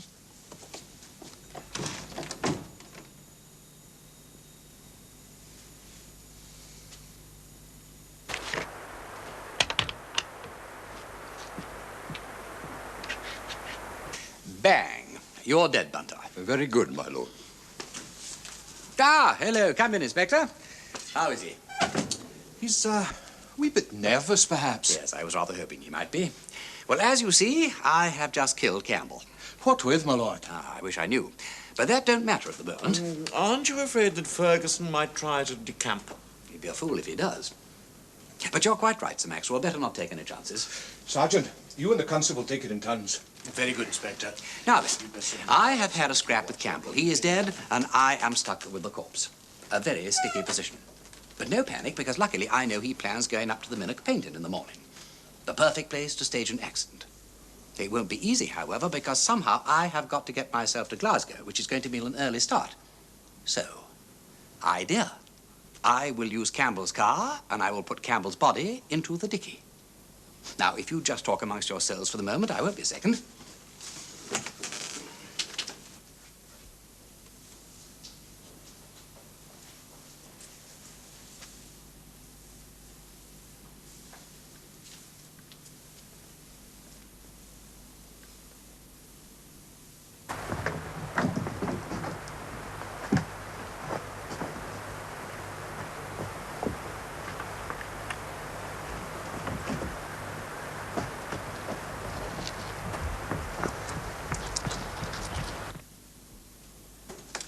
Right, the coast's clear. I have opened the garage doors and ditto the dicky.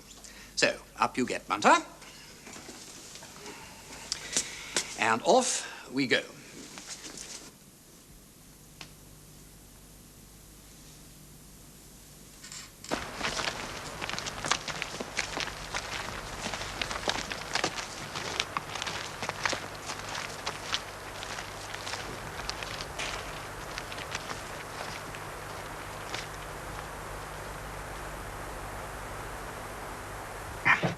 Right, down you go. Comfortable, Bunter? Tolerably so, my lord. Splendid. One painting bag. And one canvas. Now, my plan requires a bicycle. And as we all know, Campbell obligingly possessed one.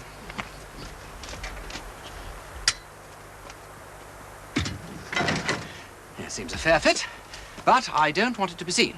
So, we need a rug. And here is the very thing. But first of all, we'll put the easel on top with the end sticking out, which will give it a nice, realistic touch. Wrap it all up like a Christmas parcel. And there we have it. Voila. Thank you, Bunter.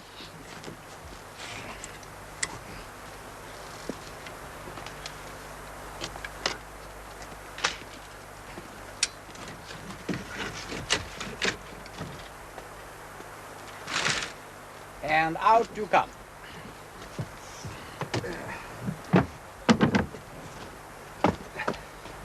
In she goes.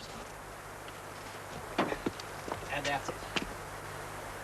Now, I have just remembered that Farron is on the warpath for Campbell. He may come back. Don't want him nosing about. So, close garage doors.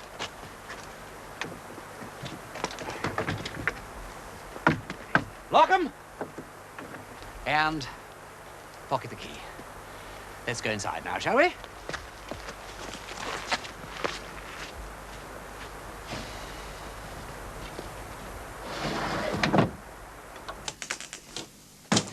So, would you like to brew up some tea, Bunter? You can find a clean pot or six. Very good, my lord. Well, I'm sorry to be doing all the talking, but it can't be helped. There's not a great deal more. Well, now, sit down, gentlemen. Sit down, sit down, sit down. Well, now, at this stage, assuming that Campbell was killed in here and assuming that Ferguson was responsible, I think that he would now lock up and return to his own place. He then have got a lot of thinking and planning to do. First of all, there's this business of getting himself to Glasgow after staging the accident. Now, he has told his friends that he intends driving to Dumfries to catch the 7:35, which, of course, now is clearly impossible. So he will need a pretty convincing reason for not doing it. So, thinks, as Felix used to say in one of those convenient little bubbles, car won't start. Something wrong with the magneto. So he removes the mag, and he packs it in his overnight bag that he is taking to Glasgow. He can create the fault in the armature winding himself and leave the thing to be repaired in Glasgow. It'll all help his alibi. Well, having settled that, he spends the next hour studying a road map in conjunction with a bus and a railway timetable. I noticed that he had all three of them in his studio, by the way. He then rests. He wouldn't dare to sleep. Well, he probably couldn't, even if he wanted to. But he makes sure that his bed looks as though it's been slept in, so that Mrs. Green, who chars for both him and Campbell, won't notice anything out of the ordinary. At 5 a.m., he is back in here, and he does the same to Campbell's bed. He then brews a pot of tea, cooks himself a breakfast of bacon and eggs, eats it, and leaves the whole thing for Mrs. Doings to clear away afterwards. He then packs the car, as I have already demonstrated, and drives off with the body. Is he wearing Campbell's hat and cloak? Yes, he is. You're a bright lad. And where does he leave the car? Well, that will be demonstrated, Sir Maxwell. Incidentally, on this first run, I shan't force Bunter into the dicky.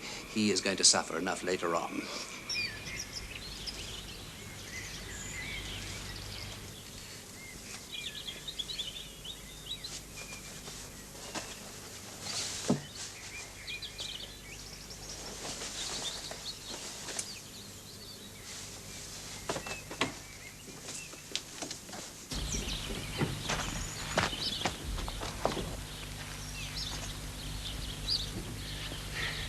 Morning, Ferguson. I say, you're up bright and early. Not really. You threatened to keep me up half the night, so I got a couple of hours sleep in before McPherson showed up. Oh, I see. Yes, I'm sorry about that. I thought we needed to disturb you more than we did. Doesn't matter a bit. When's the balloon go up? Hmm?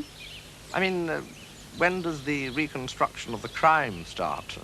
It's already started. May I come along for the ride? Good Lord. Do you really want to? Well, in a sense, you've involved me.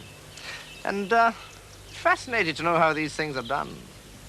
In that case, my dear chap, you are more than welcome. Thank you very much. All fed your faces? Yes, indeed. Bunter's done us proud. Splendid. Well, it's first light and time to move.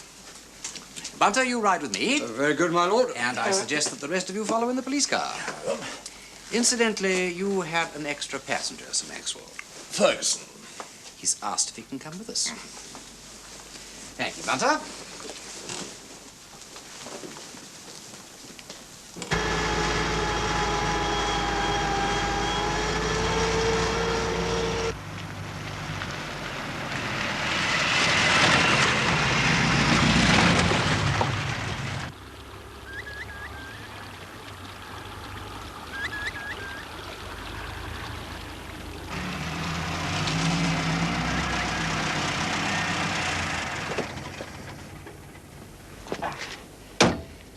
I'm pretty sure that this is where our murderer parked Campbell's car. It's well hidden and it's nice and close to Gatehouse Station. As the ground's soft up there, there are some pretty convincing tar marks, aren't there, Bunter? Yes. Yes, indeed, my lord. Oh, what now? Well, now I walk a brisk 6 miles back to where we started. But that's absurd. Why? Because I saw Campbell drive off just after 7:30.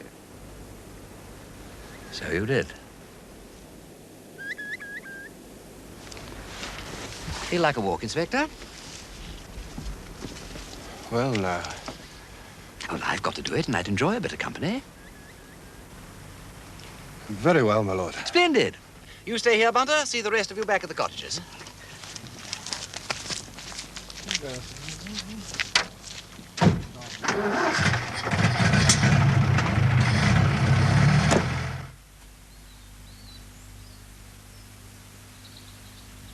Quarter to 8. Well, now, you, Ferguson, had your breakfast by now, and you said good morning to Mrs. Green, who is at this moment clearing up at Campbell's place.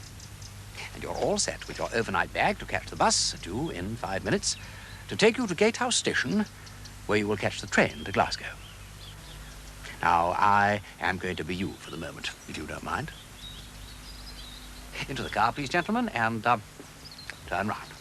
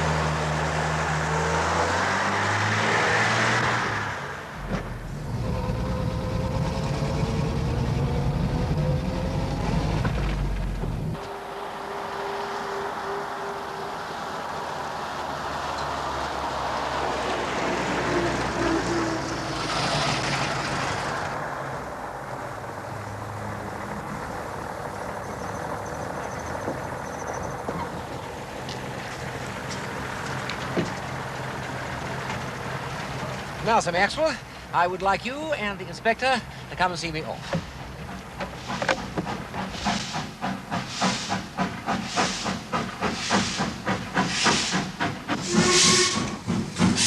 One first-class return to Glasgow, please. There we are. Thank you. Thank you so much. Well, goodbye, Sir Maxwell. Goodbye, Inspector. Thank you so much for having me. Do keep in touch.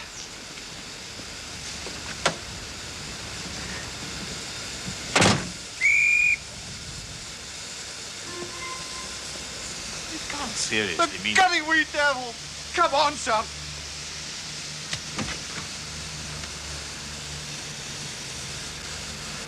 Still this dodge in the whole bag of tricks. In at one side and out the other. That's the way he went.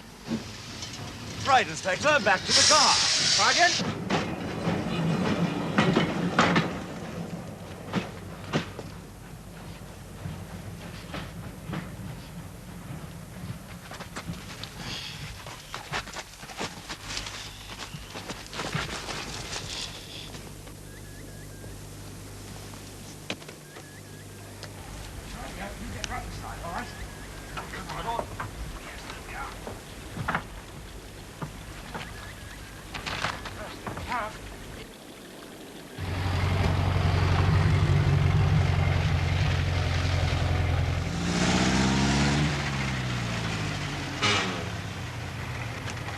Next stop, the Minnock, sir. I have Bunter safely stowed away.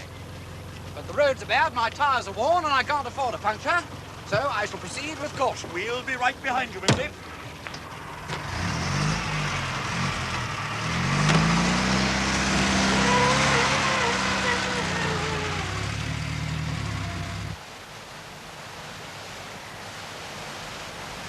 Right, that's enough painting time.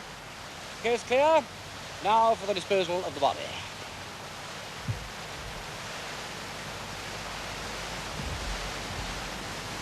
Right up, you get, Bunter.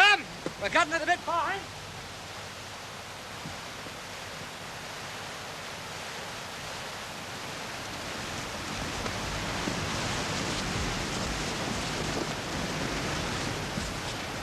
Over you go, Bunter. Only please don't. Your ordeal is now over. I'm delighted to hear it, my lord. 9:13. If I ride like the devil, I can just catch the 10:18 from Bar Hill.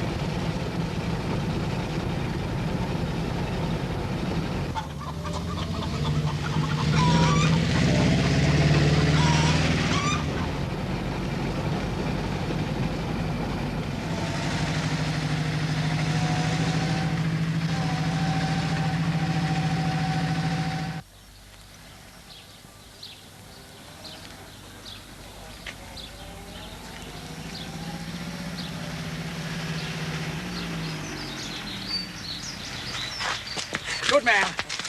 Hang on to this for a jiffy, would you? I made it. The station is down the side road there, and the 10:18 is due in 2 minutes. But nobody caught the 10:18 from Bar Hill. You've proved nothing, my lord. Well, now, this is where I'm going to have to guess. Something went wrong, Ferguson. This was the train that you intended to take. In fact, your whole plan depended on it, and yet you missed it by the skin of your teeth. It's a stopping train as far as Girvan, and with only a bicycle, you hadn't got a hope in hell of catching us after it had left Bar Hill. After Girvan, of course, it's an express, and you'd have been in Glasgow in plenty of time to establish your alibi. You must have been pretty desperate. And it was desperation that made you ride on in the face of all odds. Which is exactly what I intend to do now. Who's the fellow up ahead? Our friend Clarence Gordon. But you stick with me, Sir Maxwell. Thank you, Mr. Gordon. Give me 3 minutes start. Right. Oh, your lordship, my card, in case you should require any ladies' wear. Oh. Well, you never know.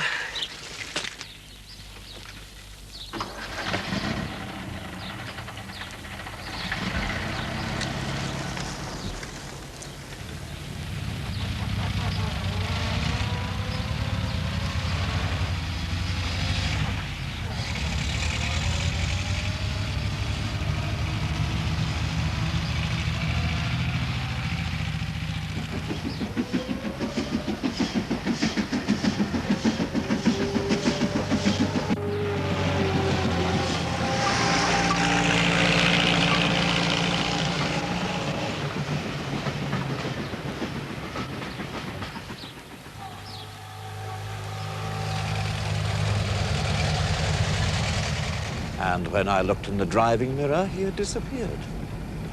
Very neat.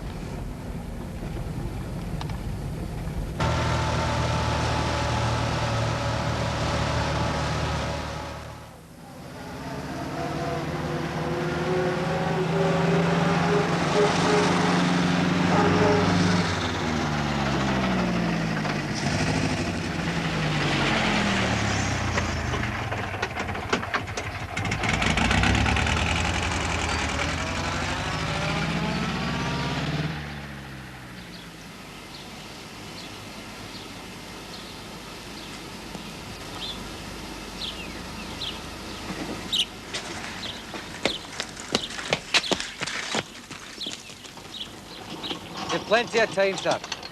Here, laddie, leaving this bicycle to Glasgow. That's all right, don't bother, don't bother. I'm not going on the train. But I thought, Now, I want you to think very carefully, Porter. Do you remember another gentleman with a bicycle taking this same train last Tuesday week?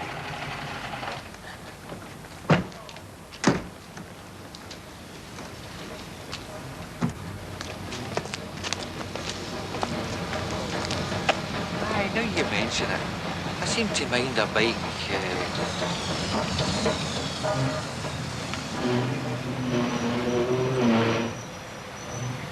Campbell got back when I said he did, but he didn't go into his own place. He barged in here.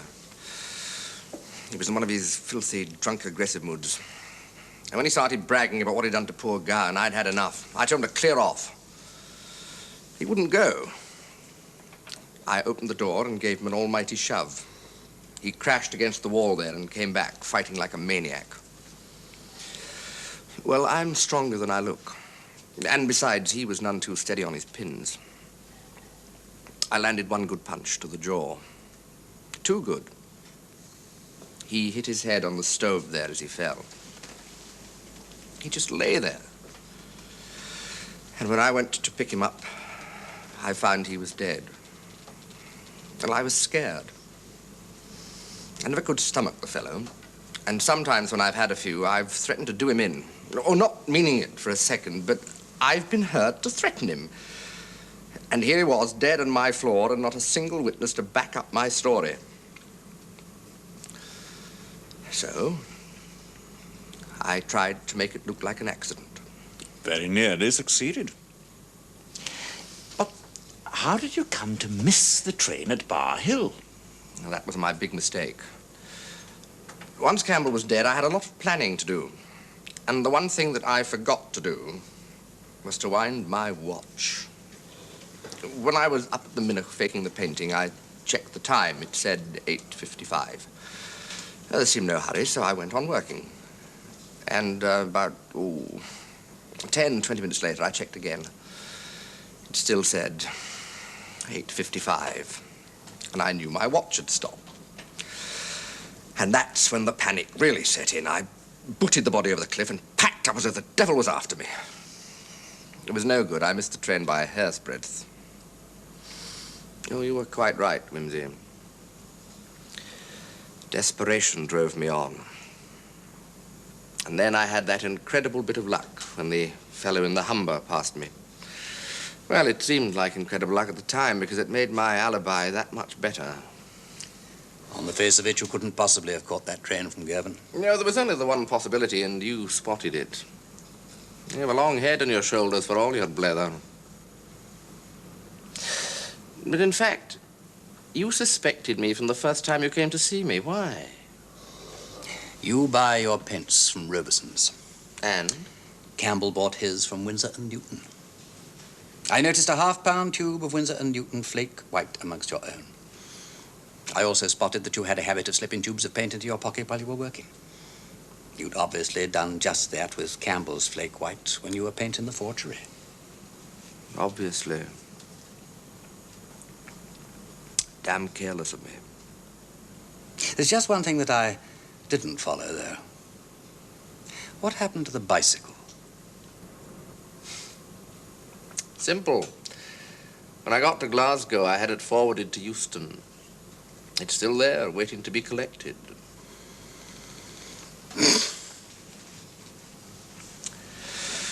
Well, Sir Maxwell, you must do what you have to do. But it wasn't murder. I swear to you, it wasn't murder. The weather holds fair, Bunter, and we still have 2 weeks in hand. Yes, my lord. Most satisfactory. From now on, I intend to catch mammoth trout, while you will doubtless perpetrate more masterpieces. I shall do my humble best. However, I must say I can't help feeling a certain sympathy for Mr. Ferguson. Yes, I second that remark. He had rotten luck. How does your lordship foresee the outcome? Gentlemen of the jury, you have heard evidence of the character of the deceased, of his habitual drunkenness and savage temper. You have heard how, on the day of his death, he drove a golf ball at almost point-blank range at the witness Jock Graham, an action which might well have had fatal consequences. You have heard how, in the presence of the club committee, he threatened both the witnesses Strachan and Gowan with actual bodily harm if they chanced to cross his path again, and of how that same evening he entered into violent argument with the witness Michael Waters, threw whiskey in his face, and fought him in the bar. You've heard also of the far more monstrous attack upon the person of Matthew Gowan, an act of unspeakable barbarity which must stir in every one of us the deepest revulsion, not to mention his most questionable advances towards the wife of the witness, Hugh Farren. In the light of what you have heard, is there a single one amongst you who would dare to return a verdict of guilty against the accused, John Ferguson? I say with absolute confidence that there is not. And, of course, they won't. It'll be self-defense or justifiable homicide. I'm delighted to hear it, my lord. So, my bunter, Ferguson's a good egg. It was his misfortune to suffer from a rotten neighbor.